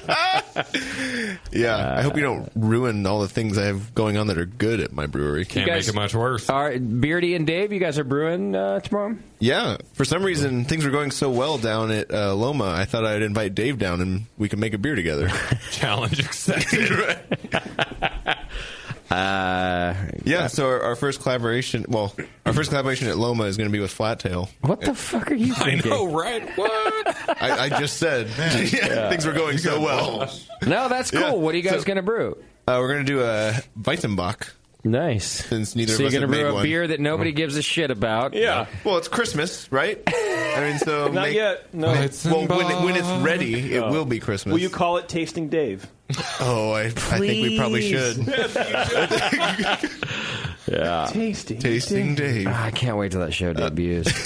What was the Tinder TV? That was our other big Tinder TV show. TV, that's right. Where did we come up with that? Because Where were we were out at the Sierra Nevada collaboration, Yes. and our bartender Eric here. I hope I don't get him in trouble with whoever his new Tinder girl changes is. every week. But guy spent the whole time on Tinder, and we were like, I just want to put a camera on you and do Tinder TV. Right. Tasting Dave is a show on Tinder TV. Nothing sounds not creepy like, I just want to put a camera on you. Are you going to do anything at the brewery tomorrow, Dave? Or when you collab, what do you do? Well, I don't know. I mean, it depends on how long I'm stuck shitting myself from drinking that mouth beer. And you and Beardy both. Yeah, is that how we're going to be collaborating in the bathroom? We're going to hold hands under the stall. Yeah, that's your collaboration. How you doing over there, buddy? I'm doing great. Okay. Got any more toilet paper? I miss you. Well, you could discuss the recipe while you're sitting there. What do you think? 60 pounds, 2 row? Man, if we could get out to brew this beer, oh, God. If only we could leave the bathroom. I think you should start, Warren, by explaining to Dave all of the things that your brewery has that his brewery doesn't. Oh. Like an auger. Like hot water. Yeah. Hey, I got an auger. Okay. I got an auger. Oh. After the second herniated disc. I have a silo. Do you have a silo? Fuck you, Warren. How can you have a silo? You have isn't it a tiny place? You have 10-barrel brew house. You have a 10-barrel brew house and a silo. It's a quarter truck silo, so I get about 12,000 pounds at a time. Yeah. 10,000 pounds. How long does that last? He's a spoiled little bitch, isn't he? He's a little Hey, I'm not complaining over here. I know, but I'm saying it's nice. I just push a button and the grain comes from the silo and falls right into my mill. God, I hate you more and your with every wallet passing explodes. second. Oh yeah, you're gonna hate me real bad You don't have to tomorrow. jump inside your mash tun and like shovel out all the grain. No, I can really just kind of pull it from the side and the top. Dead to me. Because I have a brew deck that I can It's no look down wonder into it. you don't get paid shit, Beardy. You ask them to spend the money in the wrong places. Yeah, you want to make it more labor intensive. Yeah, but see, my back already hurts. Even with Thinking stuff about that. Dave's job? Right, yeah, right. Went through a lot of mediocre interns before we got that auger. Matt's like, I know. You sure did. Got rid of all of us. No, Matt was one of the few people that didn't get fired in a... I was the only one who did not get fired. And I would like to say did not. One other intern since you've left has not been fired. You fired basically all of your interns, Dave? Just free help, yes. Many. What kind of a firer are you? Are you? Do you get in a fit of rage, or are you cool? You're like, I'm so sorry. Let me tell my first and favorite firing story. We had just started the internship program, and my idea was basically someone let me in a brewery when I was 19. Mm-hmm. And that's the only reason that I own a brewery today is because someone gave me the chance to start professionally brewing before I could even legally drink. Okay. So I wanted to bring people on who had no brewing experience but were passionate about beer. Smart. So one of my first ever interns, in fact, actually my first ever intern, he was older than me at the time. He was 25. I was 22 when we started Flat Tail.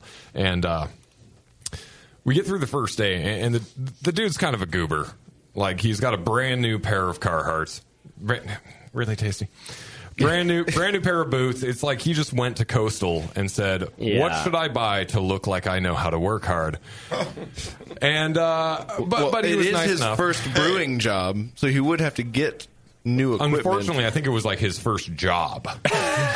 Shit. He's smart. Okay. You got to talk Yeah. before you can walk it. So he's got to pretend he knows. Yeah, that's how I golf. I go by everything know what you're I doing. see. The Everything in professionals. houndstooth and plaid. And all over it. Yeah. Get a bunch of logos I'll on pay you. good money to see you in golf shorts for many personal reasons. I'm a Anyway, stylish golfer. Good guy. Yeah. So dress for success. From day one, our whole deal has been this: if you can't handle the responsibility of having free beer and not getting blackout drunk, we don't want you in the brewery. Okay. But that's an important thing to be able to handle, as Matt's counterpart in his internship learned Is that the why hard you way. haven't been at the brewery for a long time? Exactly. That's why I just don't show up anymore. I agree with this philosophy. Yeah. In No, fact, it's there have been Brewing Network, I don't want to say staff, but people that maybe I had considered, we could use, they might have a certain level of technical expertise. Sure, yeah. And then we've gone out with them and they can't handle their shit. No. And so I go, that ain't going to work at the BN. Exactly. You got to be able to handle your shit. But we're never going to be that brewery that says, no, you can't have a beer with lunch. Okay. That's just not how we operate. No. It's about moderation. Right. And we love beer. We're passionate about beer. Yeah. We have a lunch beer, but we don't get wasted at 11 a.m. Right. So this kid's finishing up his 3 a.m. Right. It's 10 a.m. So this kid washed some kegs, and then I have him scrub out the kettle. At this time, we had a 6-barrel kettle. And I'm standing outside the kettle while he's scrubbing, and it's just been like a long time. Like 20, 25 minutes. And I mean, a 6-barrel kettle only has so much surface area. Like you turn around twice. And you got the whole thing done. Yeah. So I'm like, hey, buddy, you're doing okay? And yeah. It's just there's not a lot of oxygen left in here. Right. He's breathing all the oxygen. And this is the first point at which I'm like, what a selfish wait, asshole. Well, what? Okay, why don't you hop out? So he hops out, and it just at this point in my career, it isn't even occurring to me that he could be drunk, because how could you possibly take your first ever opportunity to get professional brewing experience and get drunk. and get wasted drunk? Yeah. Well, as it turns out, he was. Oh, shit. So This is just after lunch or what? On the first day? This is like 4 hours in the brewery learning how to wash kegs and then scrubbing a kettle out. And it turns out what he had been doing was walking over to our walk-in cooler, which has a tap, and pouring beer after beer after beer. Wow. So he's talking to me, and he's like, okay, I'm going to go home now. And I'm still like, what's going on with this guy? Like, he's really weird all of a sudden. But he can't be drunk. No, I don't. It's impossible. You're just There's no way. trying There's no to way. figure out his weirdness. Yeah. Yeah. Just got going And then he turns to me and he goes, do you want me to call you when I get home? And I'm like, just to chat? About what? It's like, so I got home safe. What? Are you fucking kidding me? We live in Corvallis, fucking Oregon, man. Like, and also, even if you lived in Compton, Dave, I don't give a shit. You're 3 years older than I am. Do you want to know if I got home okay? Like, I've only been able to legally drive for 6 years. Oh my God! Failed human. And drink for 1. So I still somehow have not realized that this guy is hammered. He's telling drunk. you he's hammered. Yeah. He's telling you. Literally told you. He leaves the brewery, and I'm just like, what's happening right now? So I head back to the brewer's bathroom before I leave, and there's fucking vomit everywhere. Oh, I mean, like, kidding. Helicopter vomit in the bathroom. What? And I'm just like, he didn't clean it up. Suddenly, it all hits me. Like, you weren't falling down in the kettle because you were slipping. You were hammered drunk inside my fucking kettle when I didn't even offer you 1 beer today. Like, somehow you've had like 8 beers without me noticing. Right. And so instead of calling him up and firing him over the phone, you asked if he got home. Okay. I decided that he needed something a little bit more personal. So he was on schedule for the next morning, and he calls me at like 7 o'clock in the morning. He's like, hey, I don't know what happened. I think I got really dehydrated. Oh, God. And Probably. Is it okay if I come in at like 11 instead of 7? Or maybe if I just come in tomorrow? Wow. I'm like, man, I'm really sorry, but you're super critical to the process today. Like, we really need you in the brew house today. At 7. Or we can't make beer, and you got to be here at 7:30. Yeah. So my... At the time, intern, now head brewer Walden, who fucking kills it for us, and then our homeless janitor Wayne, who's another story. It's my favorite. They're like, they've got the door to the brewery just cracked open, and both of their heads, cartoon style, just leaning around trying to watch what happens. And the kid walks in, and I'm like, so you're not important, number one. Number two, how the fuck does it possibly seem like an acceptable thing to get hammered drunk on your first day interning in a brewery? Yeah. I mean, like, please tell me how you get to 25 years old and you still think that this is a reasonable action. My God. And, he's stuttering and can't come up with anything to say. So at that point, I grabbed a spray bottle of ammonia and I handed it to him. And I said, you're going to go back to my bathroom. And you're going to scrub that thing from top to bottom until it's absolutely spotless. And at that point, you're going to leave the brewery and you're never going to come back. Oh, shit. And if you do that, I might not ruin your name in the industry forever. Wow. Like, I hope you realize the gravity of what you did on your first day in the industry. Like, I've already talked to your professors. I've already talked to everybody. Like, this is not an okay thing. Oh, shit. Dude walks back to the bathroom. And he comes out 10 minutes later with a spray bottle in hand, right, wasted drunk. And he looks at me right in the eye and he says, how did you want me to clean the bathroom? Like, how did you want me to go about that? Bottom to top. You're like, well, there's dirt and you should clean it. So there's puke where there wasn't puke before. And I would like there to not be puke there anymore. And he couldn't seem to grab that concept. So I may hypothetically have thrown a spray bottle at that point. That's the part I remember. Okay. Matt's like, it hit me. I remember that. So he couldn't even figure. So that was it. He left after that. Like, he couldn't even figure out how to clean his own puke up. Right. Yeah. He had to come out to ask me how to clean his vomit off of my toilet. And he was going to doing the brewing program at the. He was a master's student. You're insane right now. Yes. Really? He had not only one degree, but he was working on his second. And his name was Jim Cook. And look where he is today. Matt Brennelton. Don't be such a judger. His name was Mitch Steele. Tasting Dave. Wow. He was a graduate student. That's an amazing story. Do you know, does he have a job in the brewing industry now? I saw him at a Starbucks about 6 months later. Really? He did come into the brewery with a letter of apology at one point. Really? Yeah. Where you vomited on it. Can you send us the letter? Why didn't you bring the letter? I want to read the letter. The letter was. I'm sorry, I don't know how to use good. a spray bottle, Dave. Yes. Real quick. Our good friends at greatfermentations.com, they have the largest catalog of Blickman products on the web, and their staff, some of the best trained in the biz in using Blickman products. Offer top-notch customer service, same-day shipping on many items, and you can check them out at greatfermentations.com and like them on Facebook. That's GR8 Fermentation, and same on Twitter, GR8 Fermentation. Greatfermentations.com, good people helping us do good things, not like Dave's interns. Whoa. Not all of them. Sorry. Wow. Just the one-day intern. Yeah. That's funny, man. Yeah, this is a great segment too. It's more engaging than the brewing on the bike. That shit you wanted to talk about? Yeah, that sucked. That was your best part. Well, just to get brewers in here talking about their awful employee stories, too. Because as you were telling the story, I know we have a lot of pro listeners, and I'm thinking about them listening in their brew house right now to this podcast going, oh, shit, I've got a story like that too. And I bet there are, how many messed up... Dave's going to hate me even more because I have an awesome assistant, and she will pretty much run the brew while we just sit. You've and been talk. brewing for like 3 months, and you already have an assistant. And I taught. She was a home brewer before, and now she's brewing. Wow.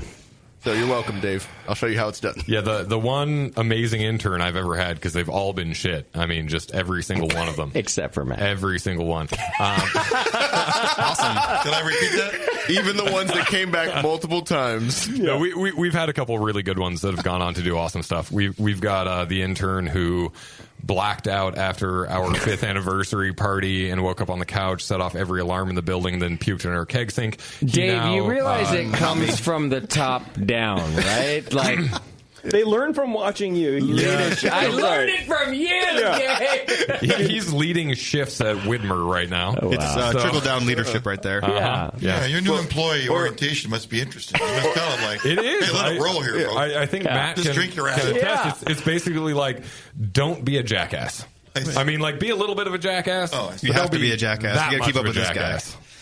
Instead of an internship program, maybe just hire somebody.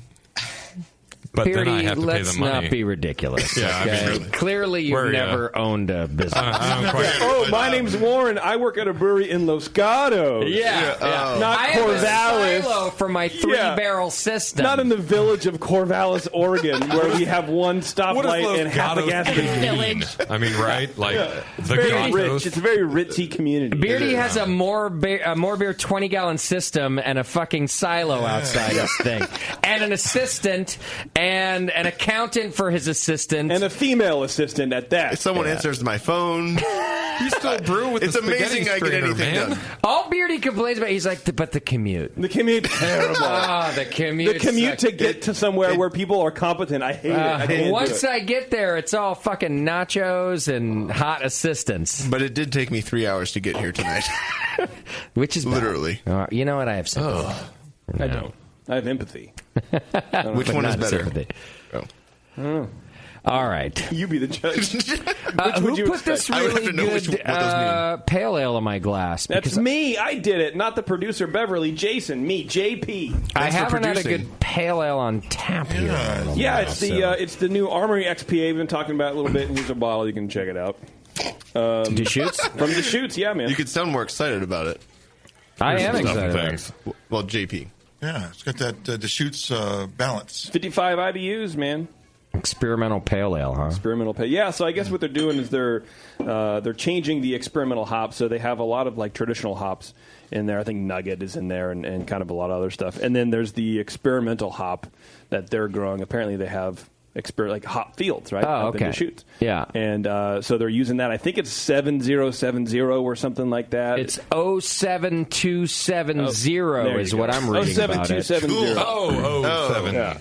And my Social Security number. This batch has Nugget, Northern Brewer, Cascade, Centennial, which are obviously an incredible lineup of traditional Pacific Northwest hops. Exactly. And right? then 07270 is the experimental part of it. Which is kind of cool because it is a new twist on this sort of classic, like you said, Pacific Northwest pale ale. I like Deschutes beer in general. Yeah, they're good, man. They're solid. Old reliable. So you pick up a 6-pack, and then they're doing a contest, apparently, too, where you snap a photo of yourself drinking this beer, and you could win a trip to their hop field. I'm going to do it right now. I think you should, man. Okay. You got to tag it. There's a hashtag and stuff. I think it's Armory XPA, actually, and you tagged them in the photo on Instagram. Snap a photo of you enjoying Armory XPA and share it on Instagram or Twitter with hashtag Armory XPA and at Deschutes Beer. Deschutes Beer, man. Isn't there an HD camera right behind you? Yeah. Justin? Do I need to do the bottle or the beer? Doesn't matter. I would do the bottle just so everyone can see the label and all that kind of stuff. I'm going to take my glass off because I'm a sexy man without my. I don't know how. You want to help? Can I help? Know how to. That doesn't look awkward at all. No, it doesn't. That's how Justin normally is. Eyes. Yeah. Oh, that looks good over there. It's got a cool like hop on the label and stuff. See, look how much better does the picture get than in my studio? Here, do you want to take it up me? Can you see the Journey drumhead? Is it? Here, then I can do the bottle and the beer. I want to go to. Where do I get to go? You go to their experimental hop field. All right. Check out the 07270. 7. It's a good number. 0. 2. Are you getting all the beers in it? Well, because this isn't the way you build up. This is what's cool about it. Do you need someone who's actually Who else handsome? is going to take it from a radio station? Oh, is that what we're doing? Yeah. You look like you want to sleep with me. Stop. Just, You got some real creepy eyes I there. feel like you're ruining my chances. Kind of rapey You look eyes. like you know what you look like is the guy from Twin Peaks, the rapist from Twin I don't Peaks. know these people because I'm not a fucking total Bob. nerd. Go to DeschutesBrewery.com/XPA for all the details on how to do this. And God, it's a good beer. And the list of the right, it's a great beer. The- It's very the thing I crisp, love- very clean, Easy little to fruity. drink. I like it. Deschutes is like in that group for me with Sierra Nevada. Yeah. People shit talk them because they've gotten big. But when that. we as craft brewers look at, hey, if we grow, who do we want to be? We look at breweries like Deschutes and Sierra Nevada. And Deschutes is one of those breweries that I want to go to also. I had lived in Northern California for almost, I don't know how long. I can't do math, but a long time before I ever went to Sierra Nevada. And then I finally go, and it blows my mind. Deschutes is one of those breweries for me. I want to go check that place out, too. It's cool. I think that'd be great. I would really like to do that. We've interviewed some of their brewers, We have. too. Yeah, they've been on the show. Man. No, great people. This pale ale is great, man. It's fantastic. And you can win a trip out of it, too, which is pretty cool. It's a little bit of a departure, too, because they have that kind of classic English yeast, a little bit more malt body. Yep. And it lets you grab something that kind of harkens back to, you know, when we started Flat Tail, this is what pale ales tasted like. Oh, yeah. They were malty. They had a fruity English character to them a lot of the time. And it's a cool departure to be able to pick that up at, you know, Safeway. I agree with you. Wherever you're at. Yeah, and that experimental hop, there's a little bit of tropical kind of thing going on in there, too. So it's this really kind of old school, new school mesh. I like it. Delicious. Delicious. Didn't you bring us a homebrew, too? I did. This is my oatmeal stout. Watch out, that might explode. From the Pico careful. Brew. Block the board. Where's Bevo? All right, yeah. Put on your bomb suit. Oh, Bevo's getting our look how burritos dark right that now, I is. think. Carbonation's a little low. It's not all over the room. That's how you know. It is a little low. Start rolling those things down this way. Oh, my God. Did you bring it in a thermos? Yeah, what's that What is fancy that? bottle you got there? Looks like one of those Yahoo bottles. It's Those guys it's like dropped the off here. swell bottle or whatever. Did you get that So from we Adam had and Eve? yeah, it doubles as an anal swell plug. bottle? He carried it in his anus. No, a couple guys on Dr. Homebrew. Yeah, I met those guys, and they gave me some beer in those same bottles. That's a Yahoo bottle, right? Yeah. Sure. Those are great. Just it's essentially a thermos, but he's like, it transports beer just fine. I'm like, well, fuck. Okay. So he gave me one. These two guys with I have my water bottle on the trail, and the fucking gets light struck. Like, how hard is it to get the same? That's what you need, man. I mean, Yeah, these are seriously, great, man. I love these. I'm things. not. I'm You get it cold at night, and it stays cold all I guess night. they're expensive I would like bottles. to but say I'm kidding, but really, you could have done a little advanced planning, Matt. There's a solid 4 ounces right there. That's a lot of weight. That's weight. 4 here, 4 there. Pretty soon you got like an 80-pound package. Man, Yeah, put a Tepui on my backpack. what'd you brew this on? what did I brew it on? The fuck is this? The Pico Brew, the Zymatic. On the Pico, yeah. Yeah. It's my Pico Brew batch from last month. I've already changed it, so I'm trying to really dial in my my oatmeal stout in the winter. Oh, stuff. you're getting better I'm at it. changing. I think so too. Well, I want to hear what you're That is tasting. by far your best one. I want to hear what you're getting and how you're going to change it. I'd love to hear this. Well, I discovered Midnight Wheat and Black Prinz malts because my problem with oatmeal stout or stouts Black in general, Prinz? Prinz With a Z. yeah, not the Prinz. That's too bad. Yeah. It's the malt formerly known as. Right, it's just a symbol. It's a whole thing. Is that acrid, ashy, black roasted barley or a black patent bullshit? I try to rip all that out. The problem with taking that out of the stout is that it turns more into like a porter. And every time I've entered it into competitions, it's always gone, oh, well, it's like a 35 beer. I can't get any higher than that. And my comments have always been, never brew again. No. They've been like, it tastes like a porter. There's none of that kind of acridity. No, it doesn't have the roast character. Which doesn't have the roast character, which they want in a stout, just Okay. a little bit to identify it as an actual like stout, right? So I feel like the Black Prinz malt gives you a little bit, the Midnight Wheat gives you a little bit more, but it's not that like ashtray that you can kind of get sometime with American stouts. It's a fucking good beer. It's not bad, right? I'm pretty Where's the pleased chocolate with it. coming from? Pale chocolate malt. There's no actual chocolate in this. There's no actual chocolate in this is at all. the most chocolatey beer that doesn't have chocolate I've ever had. That's the case. And the Midnight Wheat, Flat tail too. chocolate. Yeah, you know what? And Can I also say that I know that Yeah. Pico Brew is a sponsor, but this is one of the very best beers I've ever had from you. I would agree. I think it's a really good beer. I would definitely agree. All I had to do was push a button. I can't get over this chocolate character. I mean, I wish everyone listening could smell this because it smells like cocoa powder. Definitely has that. Yeah. It's almost like they had some nibs in or something. Yeah. Like that.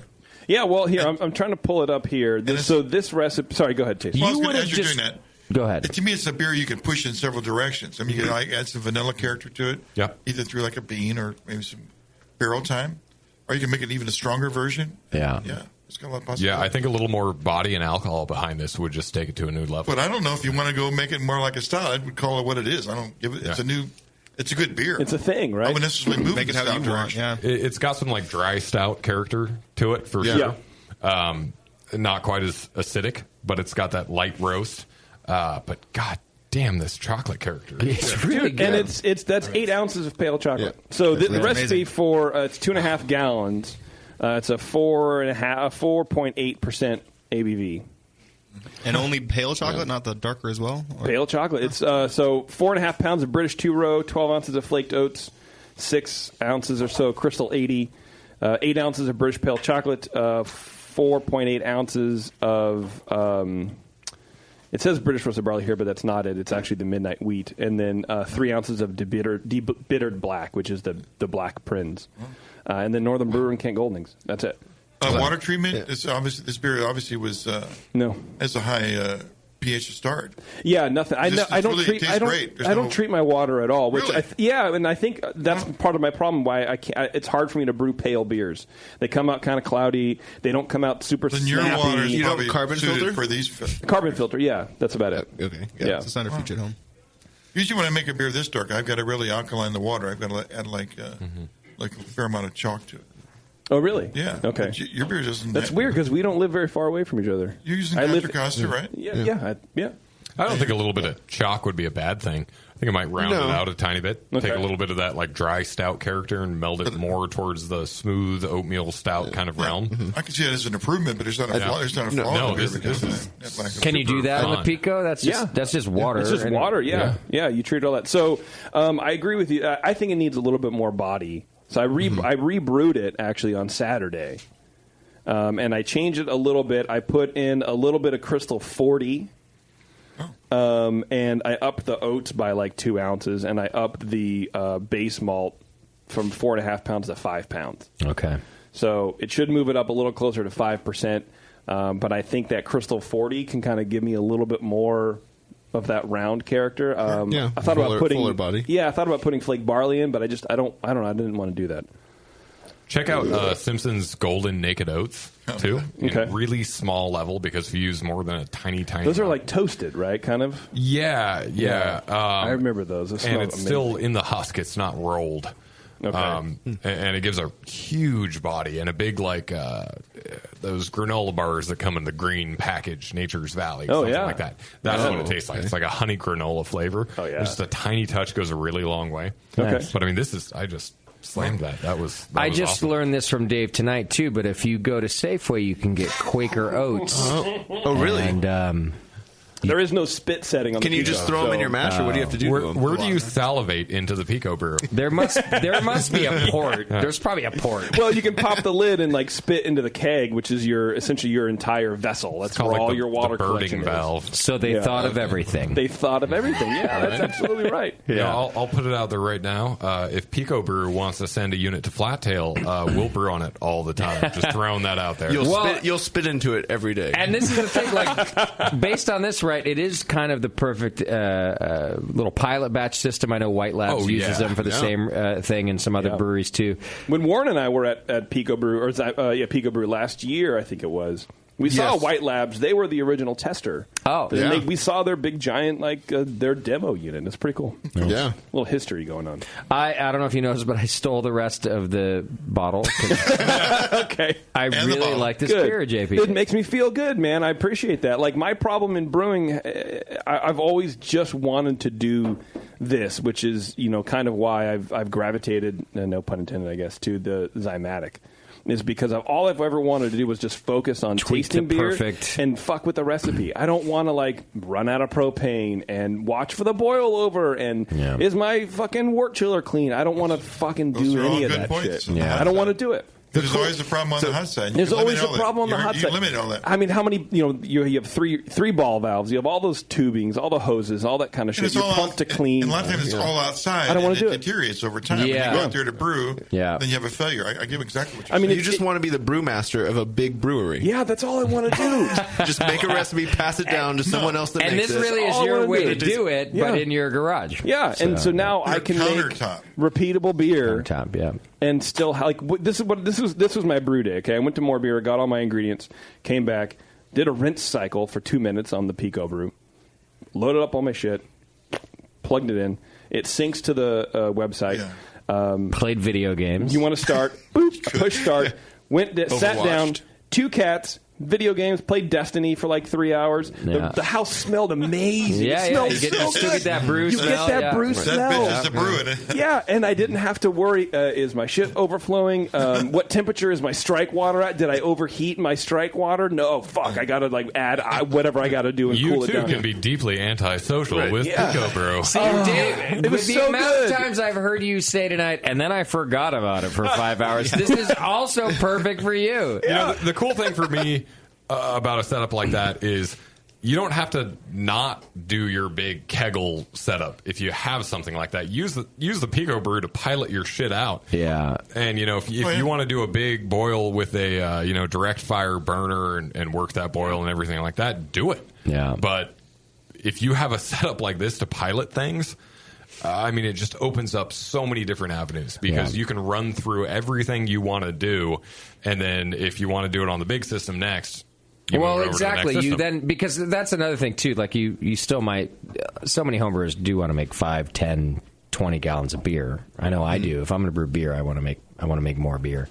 Pints at a time. What are you talking about? But exactly. And Matt over here with his pint at a time. I don't know. Anyway, I got to move us on, but I'm so impressed with this beer. Thank you very much. I am too. It allows me to focus on fermentation.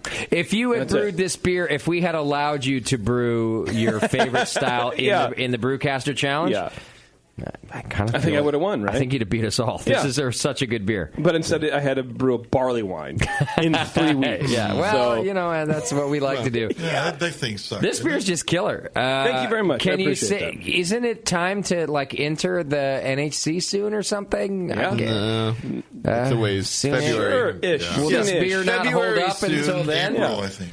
No, but I mean, Pico Brew, but now you can just here's do it the again. beauty of it. I can do it again because you have the recipe saved, right? Yeah. Now all I have to actually it's shared. I think people can just search J Petros. Oh, and you can take my recipe. Cool. Are you a winemaker now? You can borrow my recipe. J Petros. J Petros Estates. Attorney at law. J Petros, winemaker. We're making his commercial right now. Yeah, it goes like that. J Petros. Wow, we just got a thing. And then it's different pictures of him like holding the glass up to the moonlight with the sun. Yeah, lens flares, with ribbon dancer on the beach. Yeah, contemplating life. Me and Beardy eating a burrito in the background. Sorry, I'm just thinking about dinner now. Experience life at taking a shit in the kitchen. Experience life at its fullest. J Petros. Enjoy your taste. Enjoy your life. Enjoy them both. Oh, God. Unlike him. Do we have to do our Twitter game wrap up? Yes. All right. Before we do that, of course, I want to let you know about Adam and Eve. You can, go do all your shopping in the comfort of your own boner home. Boner home? That's right. Go to adamandeve.com and use coupon code BNARMY. That's BNARMY. You get 50% off almost any item. 3 free DVDs. The free, is it the Power O vibrating ring now? Yes. Yeah. It's not the C bumper. It's not. It's no longer the what bumper. The what bumper? What's the seed? Remember, what is a bumper? Remember, it's a fishing vessel off the coast of Norway. Oh, you weren't here last week. She refuses to say the full thing. Yeah, so it's the sea bumper. And I was like, what is a sea bumper? Doesn't it sound like a fucking tuna fishing vessel? It really is a tuna fishing vessel. It helps the big boats in and out of the harbor. Right. Sea bumper. And in. Dungeness crab season extreme. Day 7 out on the sea bumper. Throw them pots out. It's also a spin-off of Tasting Dave. Deadliest. The deadliest bumper. The deadliest bumper. What a bump. Okay, get your snatch. free. Thank you, Dave. Thank you. Everything has been redeemed with that one comment. The deadliest snatch. Okay, get your free Power O vibrating ring and free shipping. Just go to adamandeve.com and select any one item. It could be an adventurous new toy, a sexy piece of lingerie, or anything you desire. Just use coupon code BNARMY and you'll get the 50% off one item, 3 free DVDs, free Power O ring, and free shipping. It's as simple as that. And, let's be honest, Adam and Eve has been supporting us for quite some time, and it's really the way to go. Don't go to that creepy shop down the street in Corvallis. Am I right, Dave? Where everyone knows your name. Why is it that, like, every time I drive, it's like, sometimes you want to go where... So everybody knows Dave's name. Yeah, it's you know the Cheers bar is actually in Albany, Oregon. What? Yeah. No. Yeah, no, I'm not making that up. It's in Boston, It's a set. It's a set. It's not a real bar. Or the interior shot? The bar that supposedly started the idea for Cheers is in Albany, Oregon. Okay. Wow. Well, that I buy. But that other bullshit you were selling is clickbait. What was that? It was like 10 seconds ago. I already forgot. All I know is that my whole drive to Oregon is like adult video stores. Like the last 100 miles are just... When I was working at Oregon Trail, Dave Wills, the Cantankers owner of that brewery, third oldest brewery in Oregon, by the way, still on a 6-barrel system. Yeah. The system they bought from Hart Brewing before it turned into this little brewery called Pyramid. Copper China hat top. It's incredible. It was his birthday, so I decided I should buy him a inflatable sheep doll at our local shop. Of course you did. And I mean, man, I wish I had known about Adam and Eve, because that was the most awkward thing in the world. Not because I had to walk in and buy an inflatable sheep, but because when I said, hey, so like, I've got this joke. Yeah. It's for a friend. And the lady at the counter goes, you're looking for inflatable animals, right? Yeah, she's like, don't worry, you don't have to say it's a joke. She's like, first of all, I saw you coming. Because the video camera extends into the parking lot. Yeah. Just throw in some lube. It was more awkward the next time you came in, right? No, that was better. I got a cow that time. Cheaper for beginners. You can go to flattailcorvallis.com. Is there like a flat tail Portland and a flat tail? What's going on? So, okay, we don't spend a lot of time or energy on our website. Probably should. And we actually got a piece of feedback ourselves a couple of weeks ago about how horrendous our website is and how our beer is so great and so it's getting better, but our website sucks, so they don't want to come anymore. So which is horrible. I'm not going to go put it this way. That's the most petty thing I've ever heard in my entire life. Yeah, and I'm fairly petty. And they're an awesome local customer. So if they're listening right now, we still love you. Okay. But here's the thing: like, we have 37 employees in our pub. Part-time college students paying their way through college. On the brewery side, it's me and Walden. Okay. And then I have a part-time warehouse manager and a part-time sales guy. All right. So we have 2 part-time employees and 2 full-time employees managing a brewery that does 2,000 barrels a year and growing with a 100% manual setup. We can't even double batch. So can we not hear your fucking life story and just talk about flattailcorvallis.com right now? So you're saying the moral of this story is if you don't have a like social the media fucking website, I don't give a shit. It's not getting any better. Okay. My wife did this like in between teaching PE classes. She's a sweetheart. Well, then it's going to have to drop a class. You can't hate Emma. You can't say anything bad about her. So you fucking love the website. All right, but you can go to flattailcorvallis.com right now and check it out and get information about their open hours, the brewery, the pub. There's even a contact page where you might actually get to Dave. It's actually got my personal email address. There we go. And if you ever want recipes or anything like that, we don't hold them back. Ask someone else. Is that Dave at flattailbrewing.com? That is correct. Flattail Brewing Corvallis? Flattailcorvallis.com? Dave at flattailbrewing.com. Well, so then why is the website Corvallis.com? Damn it. Because his wife has no idea. We got a special deal if we bought like 10 years of the domain name, okay? And we did, and it happened, and it's over. They saw you coming. Just like the sheep salesman. They had big dreams. I can see they were sitting around. They're like, because one day there'll be a flat tail Portland and a flat tail Sacramento. Yeah. We have some exciting franchise opportunities. Please India? email me at dave@flattailbrewing.com. -Corvallis /Northern. .wordpress. Yeah. / sure you sign in on AOL America. You can use our AOL chatbot to get to us.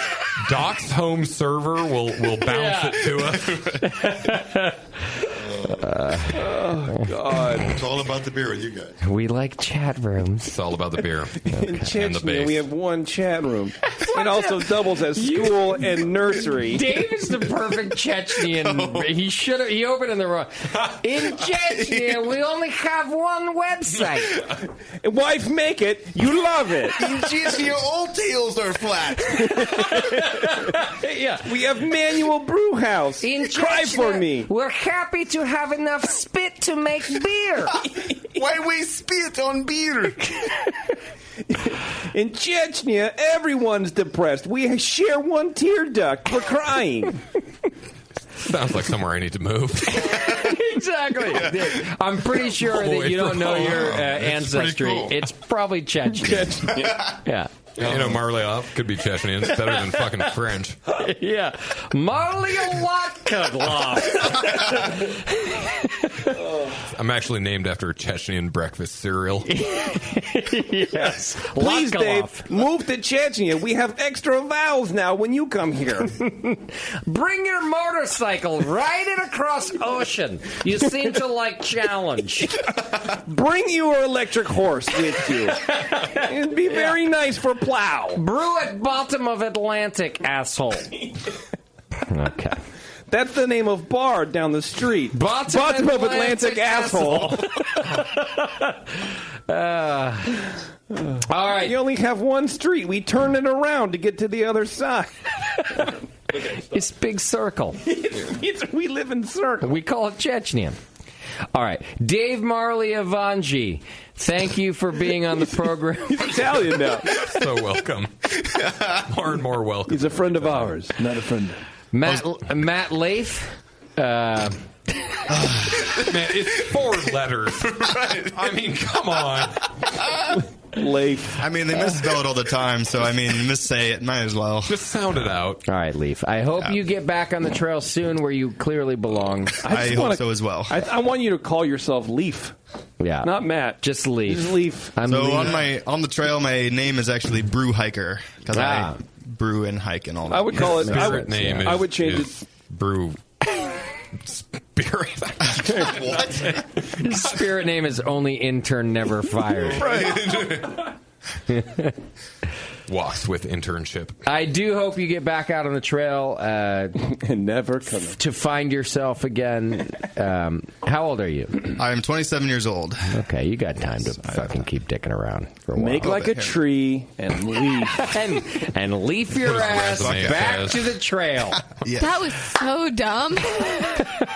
I've heard it once or twice, I'd say. Yeah, I'm sure it's not the first time. Thanks so much for coming in, sharing beer with us, and Yeah, no making problem. the trek down. That's very nice of you. I do actually have a blog, if I can toss that out there. Yeah, as well. My blog is dustyleaf at blogspot.com. Of course it is. Of course it is. That's a surprisingly better with URL .uporn than Flattail Then Corvallis. Corvallis. / Eastern part. No. Of What is Chechnya. it? What is it once more? It's dustyleaf at blogspot.com. All right, perfect. And that's LEAF? you post to there when you can while hiking, or About once a month, once every 3 weeks or something like that while I was hiking, yeah. nice. Okay. Toss some ideas out there. Well, good luck to you. Come back and see us again, and I do really appreciate you making a trek down. That's very nice of you, Dave. You too. I know you're on a long motorcycle. Your taint must be raw as hell. I'd say at least medium rare. And what now? You brew with Beardy tomorrow, and then you have to ride your ass back to Corvallis. Yeah, so I have to make it back to Reading or Chico-ish tomorrow after the collaboration. Oh, you do? Shit. Okay. Yeah, and then from there, I'll stop in Medford and get the bike serviced. And then from there, I'll go back to Corvallis. Got it. I would stay at the casino if I were you. Just before you get to Chico, you get a cheap breakfast. It's fun. There's old people, and you get a cheap room. Oh, you don't have it. I'm serious. I'm a big fan of the casinos. They're cheap to stay at, man. Trust me on this. Well, Silver buffet. Fox or two doesn't Mandatory hurt. buffet. If you take the buffet. See? Wow. Spoken like someone who's almost 40. Thank you. Exactly. Get your vouchers. Don't forget you sign up for the Players Club. Yeah, sometimes $20 in the slot. If you sign up for the play, you get the slot tournament. That's the whole thing. Jimmy ain't the only Buffett worth visiting. That's right. All right. Shall we wrap up our Twitter game? Yeah, let's do it. All right. Our Twitter game was, what should the Brewing Network be thankful for? It's coming up on Thanksgiving. And I don't know. It's always good for us to realign. Jeff Grelnick. Not having a stupid URL. Can I just add that? Thank God. Corvallis. The Brewing Network conquered. The Brewing Network worldwide conquered universe. Well, no one's going to put fucking conquered in the name because then no one's going to click on the link. I'm just throwing that out there. It would have been better if it was still Ooh, Brewing Network. That sounds okay. Yeah. You can get it to redirect, so you don't have to actually keep the flat. Okay. It's fine. To Pacheco? You're an idiot. Jeff Grelnick says the BN should be thankful that JP's cancer didn't win, or Moscow might be hosting the session. Oh, sorry. Did I do that? No, you didn't. Beer Mafia, with an exclamation point, says we should be thankful that Moscow no longer receives the beer from the breweries for the show. Yeah. Oh, that's right. We got to taste beer tonight. We got to taste beer. Actually, that might have been positive. There was some missing beer. We talked about missing beer, so that could be in the same thing. William says, I'm thankful for all you asshats and Bevo. He specifically says Bevo. For helping my commute. Oh, and for making double whites cool again. Just kidding. J.D. Russell says we should be thankful that someone still plays this stupid game. Oh, good. That's true, yeah. I get it. Aaron says we should be thankful that our listeners have lots of free time on a Monday night and aren't very discerning. Sam Whaley says New England IPA, which should be thankful for because it saves JP and Beardy from coming up with at least 30 minutes of new content every Monday evening. Right. That is true. It's pretty true. Lloyd McClure says, in Chechnya, we have nothing to be thankful for. We give sadness to our family on sad giving. That's true. There's also no love, just sad. We're thankful just for heartbeat. So you've been. So you've been.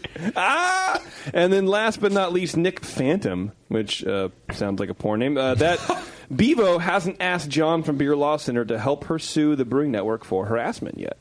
We should all be thankful. Yeah. I know what the Brewing Network's worth. It's not worth my time. Oh, yeah. Exactly, yeah. She has access to all the things. She knows.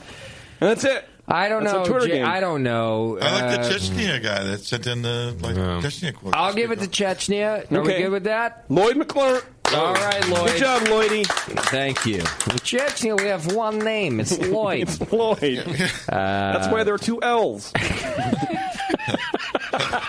Because we only have one name, we figure give extra consonant. We have one name more than one L put together. It's beautiful. It's beauty. Enough name for everyone. This is Chechnyan creativity. It's the way. It's the backcountry way. You guys are making Lloyd's day, by the way. All right. Is that it? Are we good? I think so. I think we can go.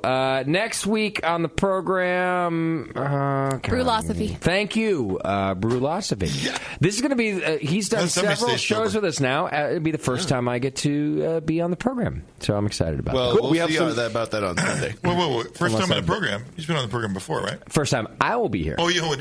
Yeah. We have another... I didn't forget about the rotating host. We have another experiment challenge, so I'll be bringing in some beer for us to do a triangle test on the air and do that's kind of what we do, and helps him out with the thing. We get to talk about it. It's a whole deal. Cool. He's not coming. And Awesome. I think No, that he we're won't be going to here. get Vito and Matt to come back with their experiment that they did. Yes. On what was that beer that they did? It was a turbid mash. Turbid mash experiment, and now they actually have some beers we can try. Yeah, so we that'd be great. We might do a little follow up on that too at the end of the program, so we can try some more beer. That'll be cool, man. All right, so that's next week on the show. I'm going to get us out of here. Dave, thank you again. Ride safely and brew safely with Beardy. I don't know what to say. Party time. Don't get burnt. Right, yeah. Don't get drunk and puke in his bathroom at 11 I will a.m. say one quick thing before we leave. If there are any other brewers in the Oregon, California, Washington area that ride, I'm starting to plan a bit of a fundraiser event that involves breweries and motorcycles. So if you think you can handle 500 to 1,000 miles in a day, and you also work at or own a brewery, please email me at dave@flattailbrewing.com. Idiots. I'm a glutton for punishment. /Chechnya /.jp.